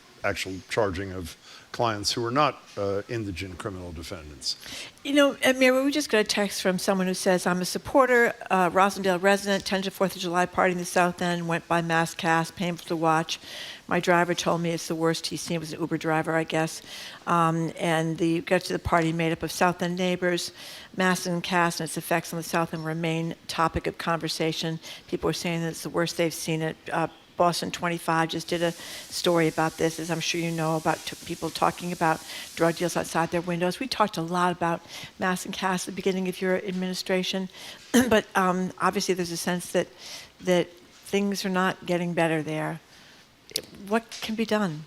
Yeah, I want to just be very clear that the stories that I've heard, and I've been out in the neighborhood and in meetings with many of the residents who have been living in the South End for years, and what they are reporting and what particularly those families with children are reporting having to explain to their kids or worry about with their kids, it's unacceptable, and we are doing everything that we can to continue to get at this challenge. It's complex and hard dealing with a national opiate crisis at the local level as one city. We have made some really significant, real progress on this front. And so unlike, compare now to 4 years ago, before our administration had started, we now have a real infrastructure in place to provide an actual pathway to get people off the streets into treatment and housing and job counseling. And we have seen hundreds of people move off of the streets and are now in supportive permanent housing. And partners like the Pine Street Inn are building and creating even more of that kind of housing that has helped change lives. We just had cut the ribbon a couple weeks ago on the Lindia, a development in Jamaica Plain. Named after Lindia Downey, I should say. That the Pine Street Inn runs. And so all of those processes are now in place. They've been working really well. We have found a way to expand to 24-hour outreach and supports rather than just 9 to 5 during the week. We now have citywide access to our coordinated response team, which brings together public safety, public health, and street outreach and all of our community partners. And if you look at the data, if you look just by the statistics and the numbers, in fact, the number of people who are gathering outside is much lower than last summer or the summers before. The number of people who are living permanently on the streets is far, far lower. But we still have a challenge of outdoor congregate substance use. And as we have tackled the larger problem, we have seen the challenges get worse in small targeted areas in the city, particularly in the neighborhoods and the sections of the South End and Roxbury and parts of Dorchester that we know. And so we are every summer taking one big step forward, and the challenge looks different a little bit every year because we are seeing progress on some fronts. We now have no encampments in the city of Boston, unlike many other cities, and because we have that infrastructure set up, but we have to do more, and we are doubling down with the police department, the Public Health Commission, to make sure that we are providing those direct pathways, increasing enforcement, increasing visibility of public safety officials, but also ramping up ways that we're partnering with the district attorney and other entities. I will say, I don't know, we can get to this separately in the conversation, but we have learned a lot that the same challenge, when approached in different ways, can have different outcomes. And so shoplifting, for example, is a place where we have seen a real result and real progress from a different approach. There are a lot of insights that you can pull over to how to think about addressing the challenges that spin off of mass and cast as well. But I don't know if we want to go into it now or later, but when we bring people together and think not just one incident at a time or one potential police interaction or one arrest at a time, but really understand individuals, have that information, be able to package and separate who are frequent flyers in the system, who are causing potentially more public safety challenge, whether it's through violence or other needs, who are individuals who really need more intervention, and then applying the appropriate intervention and supports in each instance. That's how we have a change in the dynamic from what we've seen. Let's go to Martha. She's calling from Jamaica Plain. Welcome to the show. You're with the mayor. Thank you so much. Sure. Hi, Mayor. Hello. I'm calling very much as your supporter. I have a big sign in my front yard, but I do have concerns about White Stadium. I live about a half a block away, and I was, I'm hoping to understand better what you're thinking in terms of the cost for both sides of the stadium going forward. I realize it's complicated. Yeah, thank you, thanks, Martha. Martha. And I'm happy to follow up. I think I know which Martha this is, so I'm happy to follow up too with all the details. But I will just say, at a high level, the city of Boston does a lot of ongoing construction and facilities renovation and building on a regular basis. So the process for White Stadium is the same as our team oversees for the new pool that we just cut the ribbon on, or a new fire station, community center, library, etc. How that process goes is, one, there's a usually very just early placeholder in the capital budget to get the list going of these are the projects we want to work on over the next 5 or so years. Then there's a process of actual design, which involves community giving feedback on what exactly features, the amenities, the shape of the buildings. And with White Stadium, we went from just a placeholder cost for a certain amount of square footage that would include locker rooms, community room, strength and conditioning spaces, coaches' rooms, student study spaces, track and field, etc., to feedback from the community that said, we cannot have a boxy structure in the middle of historic Franklin Park, so it needs to be multiple, slimmer, shorter, smaller buildings to accommodate that. And so once that design was set, there was a budget estimate. Those what are called schematic designs then go into design development, which involves value engineering, getting to the level of detail where you have cross sections of the design. So not just what rooms are where and what spaces are where, but what does the wiring look like? What does the plumbing look like to be able to get to actual construction? And then the final stage is the construction documents, which will be put out to bid through the public procurement process for example, laying the foundation and then building the grandstands, building the wings attached to that.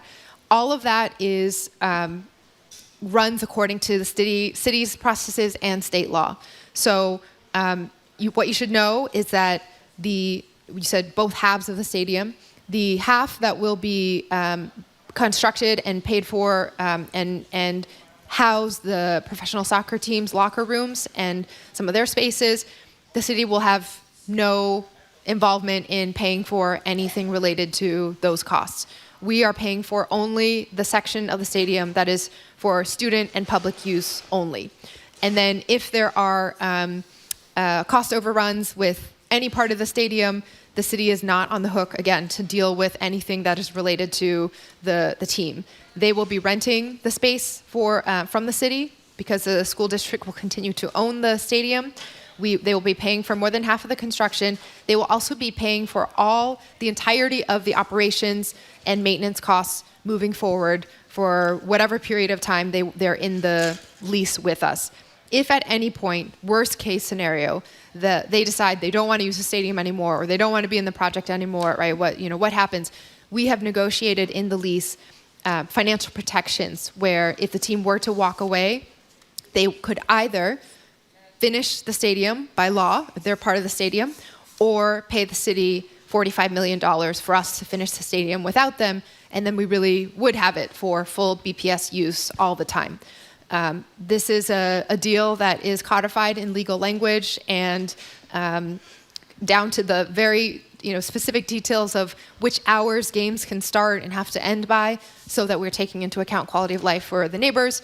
We're now in the final stages also of finalizing the transportation access plan agreement. I forget what the second A is, but that will be a legal document also that holds all parties involved to certain requirements for how the flow of transportation and large-scale events will be managed with the new complex. I just have a couple of quick follow-up questions. Martha, thank you for your call. When you said a minute ago the city wouldn't be responsible for the overruns, what does that mean? If there are overruns, the team isn't going to pay more than its commitment, right? You pay it. The commitment is that the team will build their portion of the stadium. Right, but if there are overruns beyond estimates, it falls to the city to pay those costs. No, right? Well, it depends. I suppose theoretically it depends on which part of the stadium you're talking about. But if the team says, anyway, what I'm trying to say is there was no cap on the dollar amount that they are paying, and therefore the city would have to cover on top of that. The team is responsible for their part of the stadium, and they are going to build to that with the budget that they have, and the city is building our portion of the stadium. And if they're so just to be clear, if there are overruns on, quote, as you say, our part of the station, those are the city's responsibility. So for example, the cost of steel has gone up very significantly since the first budget estimate, and we're in the process of, again, trying to value engineer and get to the point where we would bid this out and have the final number. Okay, so one last question. Last time you were here was right after your principal opponent, Josh Kraft, said he got a hold of a document that said that there was a cost estimate in the city of 171, whatever, roughly $170 million. I think your response to us was that was a worst case estimate. You said it is highly, highly unlikely we will hit this sort of $172 million number that's been floated out there. What is the number that you have most confidence in now in terms of what you believe the city's likely commitment is to be? So I want to first emphasize that even in, maybe worst case scenario wasn't the right description for that. I want to be clear about what that document was, because it took us a while to even find it, because no one who was managing the project and involved in the ongoing meetings about it had heard where this number was and could not identify it. It took some real digging through all the documents on everyone's hard drives to even understand where it was pulled from. And it was pulled from a budget document that was never discussed with the group, but it was someone who did not have direct purview in the, talking to the construction vendors or any of the real day-to-day kind of management of the project. On the budget team, we're just sort of working through some numbers of, if we added 2x, 3x, to these kinds of costs, if we added a contingency of a gigantic amount, here's what it could theoretically get to in the city budget, just as a pure kind of planning exercise for themselves. It was not ever discussed with the group and not ever relied on as part of any planning discussion. And so it's not a real number. Someone accessed the system where you can see all the various documents related on, to the project in the hard drive, and pulled it and then shared that publicly. And then my fellow candidate put that out there as something that should be held up as truth, which is a very irresponsible thing to do in terms of trying to fearmonger among the public around what is real and what is not real. So what is the real, this word doesn't exist, what is the realist number that you in City Hall and your office operate on? What's the likely ultimate total commitment of the city as of this moment, do you think? The last budget estimate at the point where design was finalized was $91 million. But you're above that now, aren't you? We will likely be above because different line items have gone up. We will know when we get to the point of bidding out with construction documents what the ultimate So you don't have number will be. I'm sorry, I don't mean to go on, but the last thing. So you don't have a number when you're talking with your aides on this and key players. You don't say the most likely bottom line figure is 100 and X. You don't have that discussion?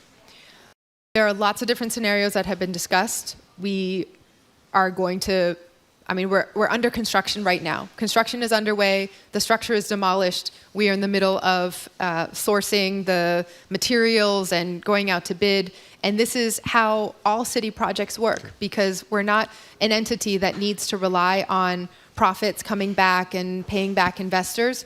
When we go through a project, ultimately, sometimes these are multi-year processes where when you start a school renovation, if certain of those inputs change, you update the budget as soon as you have the relevant information once it's been bid out to the public, bid publicly for construction vendors to give the actual market numbers, and then you update the budget from there. So we should know in a few weeks when the foundation packet is is bid out with the construction documents, how much that will be updated in the budget, and then we will see sort of how those adjustments go. But we build in contingencies, we build in these numbers, but this is a project that is within the scope of the capital budget that's been approved, and it is underway, and we are looking forward to the results that will be delivered, which is that our city kids deserve every opportunity that kids in the suburbs have, and it's been decades that they've had to play, practice, run, and grow in a crumbling facility, and I'm really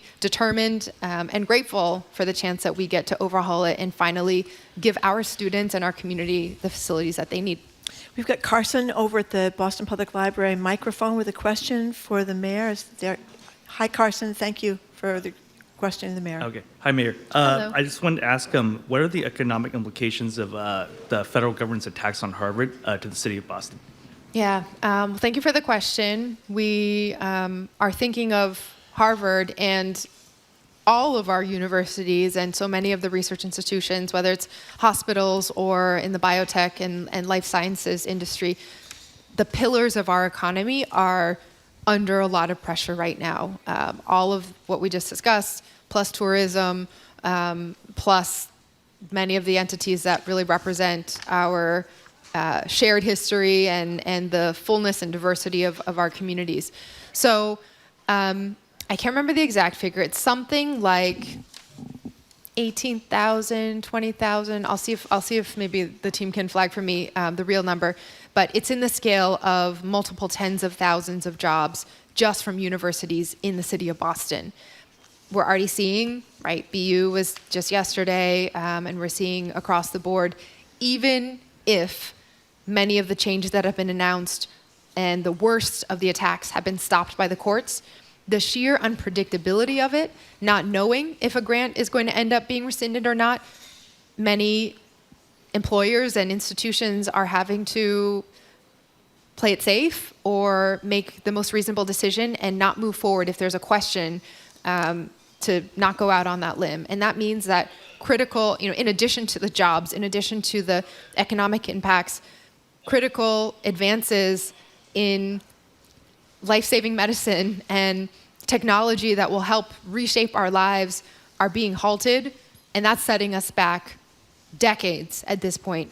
And because we are a city that is a home to so much of that innovation and to this day, that revolutionary spirit of being the place where people come from all around the world to do good and to bring their ideas that can change the world and make them into reality. That is who we have been for hundreds of years at this point. And it's under a lot of pressure right now. So we're going to continue to work with the universities to try to hold strong and do everything we can to support them through this. Carson, thank you for your question. That's the voice of Michelle Wu, the mayor of Boston, of course. She's going to be with us till the top of the hour, taking our questions and yours at 877-301-8970. You are listening to Boston Public Radio, and GBH will be right back.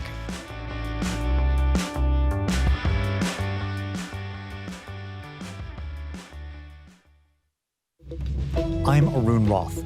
Coming up on GBH's All Things Considered, across the U.S. there are millions of oil and gas wells. Many have been sealed and long forgotten for decades, but those seals don't always hold. We'll hear what it's like to have a leaky well spill into your front yard. That story and all the day's news starting at 4 on GBH 89.7 or streaming at gbhnews.org.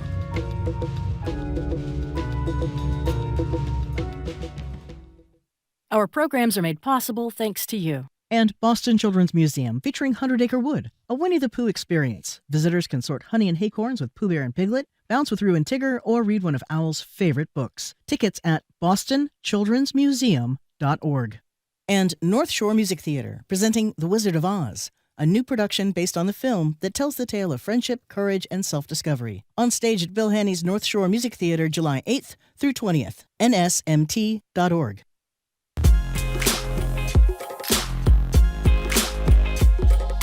Welcome back to BPR. Jim Browdy and Marjorie Egan are live at the library, and it is Ask the Mayor time in July. Michelle Wu, kind enough to give us and you an hour of her time. She's here till the end of the hour. And by the way, some of you are texting. We have invitations out for a second appearance by her main challenger, Josh Kraft. We have also invited the two other challengers, community activist Domingos De Rosa and former Boston police officer Robert Capucci, to join us before the September 9th preliminary. Okay, so here's a little sound from a New York City mayoral debate where candidates were asked to say whom they think is the most effective leader in the Democratic Party. And here's the guy who won the primary. That'd be Zoran Mondami's answer. Mayor Wu of Boston. So there you go. Spreading your fame from north to south, east to west. I mean, have you talked to this guy, and what's your analysis of why he did so well? I have. I was able to chat with him very briefly on election night in New York and wished him well and congratulations. You know, it takes a lot for New Yorkers to praise Boston, so we must be doing pretty well if we were able to get that kind of validation. And I chalk it up to the fact that our progress, our proof as a city is undeniable, and it's having an impact around the country. When we are the safest major city, we are the safest that Boston has ever been, dating back at least 70 years to when we first started tracking some of the public safety numbers thoroughly. And that's been at the same time that we've had the greatest ever expansion of universal pre-K and free childcare, the greatest ever investments in our public parks and open spaces, the most affordable housing created in the last 3 years and in any 3-year period for at least 25 years. And all of this is about making sure that families have a real foothold. We're trying to make Boston a home for everyone. Well, as you know, I mean, housing is a huge issue here, and Josh Kraft, who wants to take your job, he's running for mayor against you. He's talked a lot about this. Massachusetts is in this Globe piece, got an F on home building. We're among the worst in the nation in terms of new home building. And Boston is building fewer homes, according to this survey in the Globe, than other cities, including Seattle and Washington, D.C. So I know housing is really important to you. Josh Kraft says it's your requirements for having too much of this new housing be set aside for affordable housing, and that's why we can't get anywhere. Developers say they can't make a profit. So why are we struggling so much with housing? Well, first, I will just say, I mean, this argument that he's trying to advance in the mayoral campaign, that the way to make Boston more affordable is to roll back housing affordability requirements, it doesn't make any sense at all. And I certainly am not going to buy into the idea that the role of the public sector is to bail out developers and for-profit entities who, in tough economic times, want to be the first to make sure that they are still making a profit and made whole. We need private development. By all means, we need market rate housing, we need public housing, we need every kind of housing. And our administration has been determined to crush the numbers that have come before. And that's why we've been able to actually build and deliver more affordable housing under our administration than ever before in a comparable time window. We have helped more first-time home owners buy their homes in Boston than ever before. More than 800 families have been able to put down their roots in Boston through new programs that we've been developing, such as helping those who have a Section 8 voucher or live in public housing become homeowners directly. We have audited every square foot of city-owned land and identified parcels that are now in development for neighborhood-scale multifamily homes, all of which in our Welcome Home Boston program are being developed by MWBE developers who represent and reflect our communities.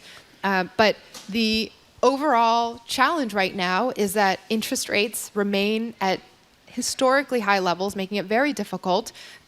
People who REITs and institutional investors have a lot of other places to make their money back when interest rates are high. They put them in banks. They put them other places that are less risky than in real estate development. And so we will likely not ever be back at the point where we were a few years ago at near 0% interest rates that would make it very easy to jumpstart all the projects. But what we are doing is really targeting the places where we've permitted housing and it hasn't started construction yet.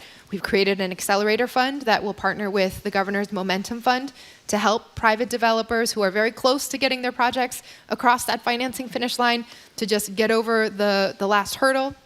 We're also taking city-owned buildings, libraries like the West End Library, for example, that needed renovations, and putting affordable housing on top, creating opportunities to streamline, redo our zoning code for the first time since 1965, and make sure that we are cutting red tape so that our conditions, the regulations, the rules are going to be clear, predictable, fast, and consistent.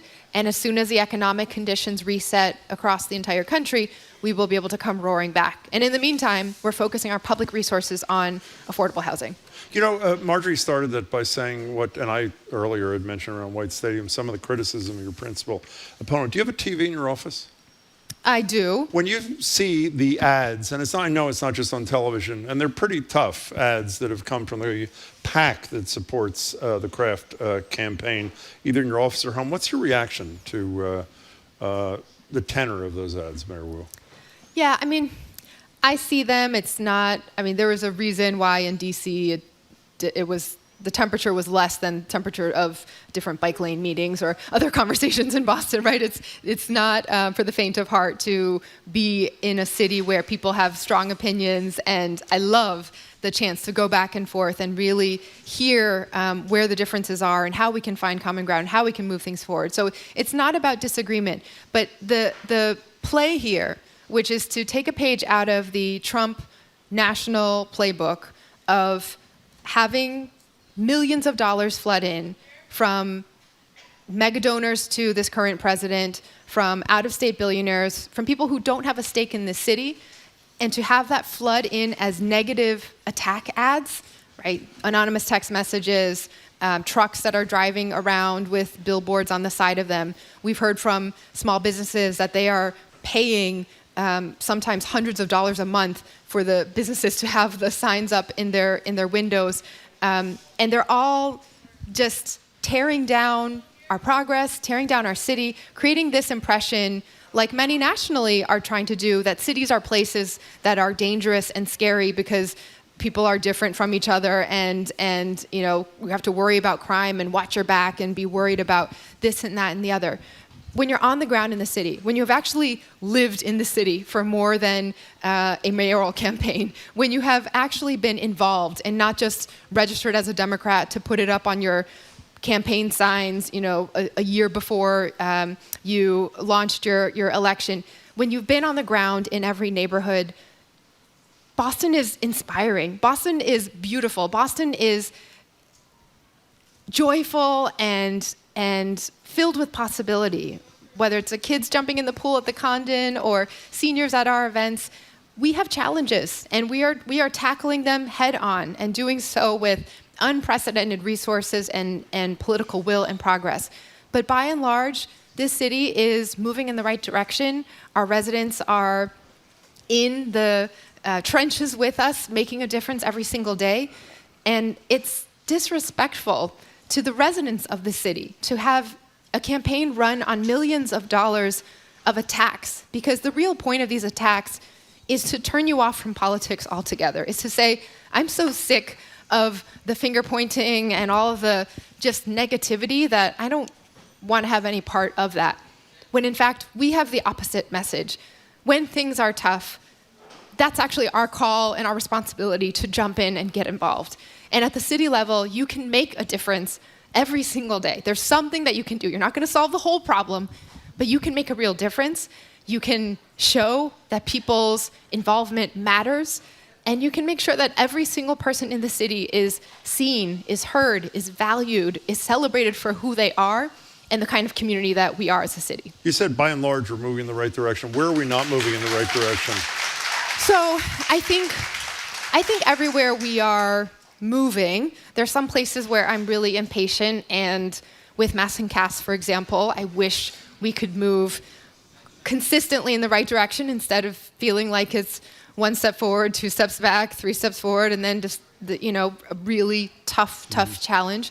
I think with the Boston Public Schools, we are making real progress, and I'm really proud and excited as a BPS mom, but there have been long-standing challenges with, when we came into office, it was 5 superintendents in 7 years before that had rotated through, and it's taken a while to build a solid foundation, and we're doing some amazing things, but I want every family to feel like this is their home in Boston Public Schools, and we're not quite there yet.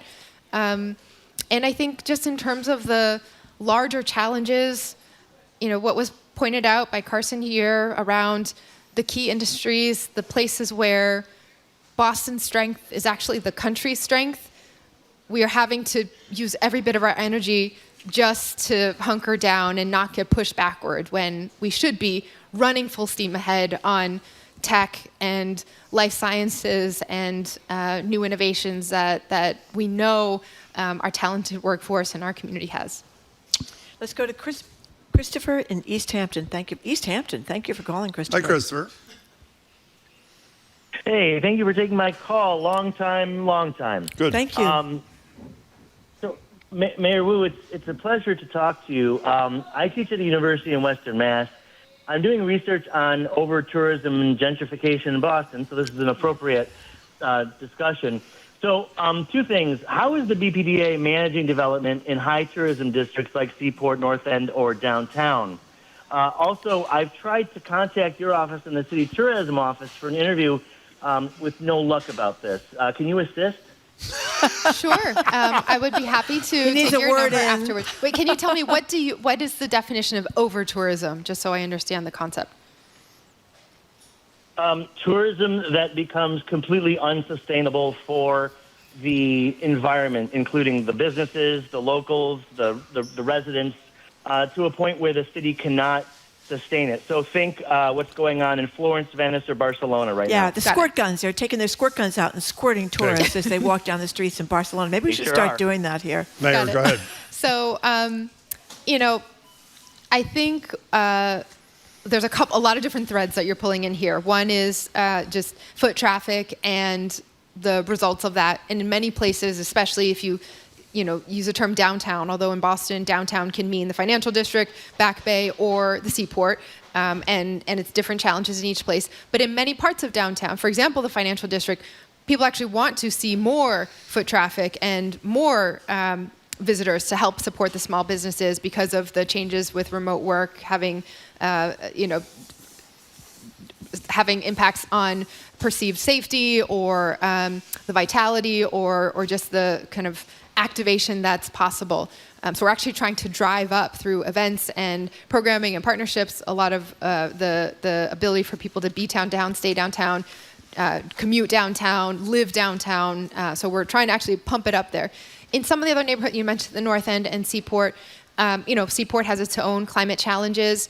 We know that flooding is a real issue that already is happening, and we're one megastorm away from disastrous consequences. So really trying to manage for the short term of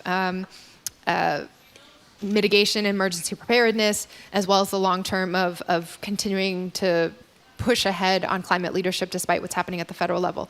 The North End is a place where, many people have heard about our conversation around outdoor dining from a particular point of view, but in fact, the residents of the North End, I think maybe similar to what you were saying, were very clear that they wanted to ensure that a residential neighborhood was still livable as well. And we haven't been able to come to a compromise or a more moderated position because of litigation and lawsuits, but there is some space there where we need not just the businesses and the economic operators who are so important for our community, but also the residents who are our community and tourists and visitors to all have the ability to coexist and to thrive together. Thank you, Chris, for your call. This isn't really, it's a pet peeve of mine, so why not? I have a chance to talk to the mayor. I'll ask you. Why can't I drive in the bus lanes? No, Mayor? not that. Oh, Not that. we had this terrible tragedy out in Texas, this Mystic Camp, and I think we're up over 100 people now, many of them children, little girls that were trapped in that camp. And this is a high flood area. And we keep talking in the aftermath of this tragedy, well, who wasn't there, and why didn't the messages get through, and why wasn't there a siren system and all that? We don't talk in the media, and politicians don't talk about. This is what climate change is going to keep bringing. The reason it was so bad this time is because the heat and the moisture in the air, the drought and all that. But it's like you're swearing or something. We bury it in the press, and politicians bury it. And I'm wondering, is there some weird thing among politicians? They think they're going to annoy somebody, or why do we focus on the trees, and no pun intended, instead of the forest, which is the climate that's changing? We don't like to do that. Yeah, I mean, there's numerous examples, right? Out in Los Angeles, floods locally in New England, and just last year with the flash flooding that happened in Massachusetts. I mean, there were parts of Massachusetts that had wildfire alerts on, unlike the standard of our climate. I mean, my guess is that in the immediate aftermath of a tragedy, the last thing that people who are grieving and worried about their loved ones and are experiencing that loss, or still don't have information about whether it's a loss or not a loss, that they don't really want to hear what could be perceived as finger wagging about, well, if we had just done more on climate change, this and that, right? So there is something about dealing head on with the sheer scope of the tragedy and the horror that people are experiencing. But we do need to come back to that, and we do need to connect the dots that you can't say in hindsight that this would have changed everything or prevented everything, but more and more the signals and the alarm bells are that we have to be ready, and we have to be ready not only in the way of, we're changing our zoning code, and now we have net zero zoning with the city of Boston. All new big buildings will be net zero when they come online, starting from day one, starting this summer with all new developments. What does that mean, net zero zoning? We were the first city in the country to incorporate climate sustainability through net zero zoning code, which means that our laws and restrictions that define which buildings can be built themselves have climate embedded in it, so that you building above a certain 100,000 square feet or more has to be net zero, meaning they will be able to offset any uses of energy that are not completely energy efficient with either credits, or they'll be themselves fully electric and green with this provision kicking in this summer. We need to do everything like that. We need to retrofit our homes and older buildings. We need to, plan ahead in every way. We're working in our public housing developments for geothermal energy to transition off of fossil fuels. But we also have to be ready that potentially tomorrow something horrible could happen in Boston with a major storm. And so we also have been preparing for those emergencies. We had our first ever deployables day where, you often, when you think flooding, the images of sandbags that are then put in and blocking the water, but sandbags take a really long time to fill up unless you're somehow storing them somewhere. But whereas if you go out there, you know where the flood paths are, you drill some of the holes in the ground now, and then you practice with large metal barriers that can block the water just as effectively. We have done now a couple of those test runs in front of major buildings and assets to keep the water out that way. It's much faster, much more effective. And we also have to get to the point where the communication loops are totally set as well, where residents, sometimes those of us of a certain age or older remember like drills of stop, drop, and roll, or like how to manage if there's a fire in your home, what do you do? We need to be at that point with flooding as well. Every child should know, what do you do? Where do you go? How do you stay safe? What actions do you take just as individual, private community members? This is why in our Boston Climate Action Plan, it's updated every 5 years.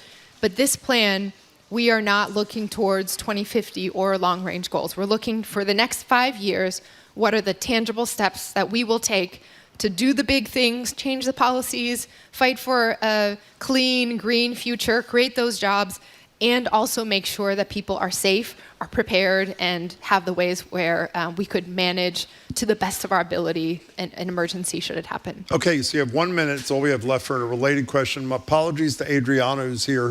We don't have time. I'm going to read your question. Is that okay? Because we only have a minute. Adriana wanted to ask, given Boston's forward-thinking climate change initiatives, what advice do you have, Mayor, for students who want to contribute? Or are there any local programs or partnerships we should be aware of? That's the deal, right? And I'm sorry, Adriana, my apologies. Well, what's your answer to her? Come work for the city. I'm always recruiting. But we are blessed with an incredible ecosystem of organizations between Sierra Club, Boston Climate Action Network, Environmental League of Massachusetts, the Green New Deal Coalition, on and on and on. There are many, Mothers Out Front, there are many organizations that are plugged in and driving policy at the city and the state level here. So come, I'll get your information, we can plug you in, and we will put you to work right away.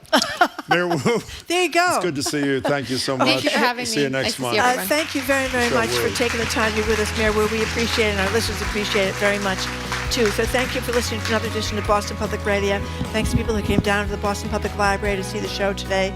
You can keep up with us 24/7 by way of our podcast, or check out our TikTok page at Boston Public Radio. Tomorrow, we're going to be joined by Attorney General Andrea Campbell for Ask the AG. That's from 11 to noon. Jared Bowen, our arts editor, is also going to be with us. Tufts food policy analyst Corby Kummer, and naturalist, author, and animal expert Cy Montgomery. We want to thank our great crew, Zoe Matthews, Aidan Conley, Nicole Garcia, Hannah Loss. Additional support from Nia Harmon. Our engineer is John the Claw Parker. Our executive producer is Jamie Bologna. Special thanks to our BPL staff, Maddie Geyer, Brad Lewis, Juan Jose Cadena, our hosts at the Newsfeed Cafe and all their news sandwiches, and across the street at the Lenox Hotel. The Culture Show with Jared Bowen is on right after us here on 89.7 GBH. I'm Marjorie Egan. I'm Jim Browdy. See you tomorrow. Thanks again for tuning in. Hope you have a great afternoon and stay cool.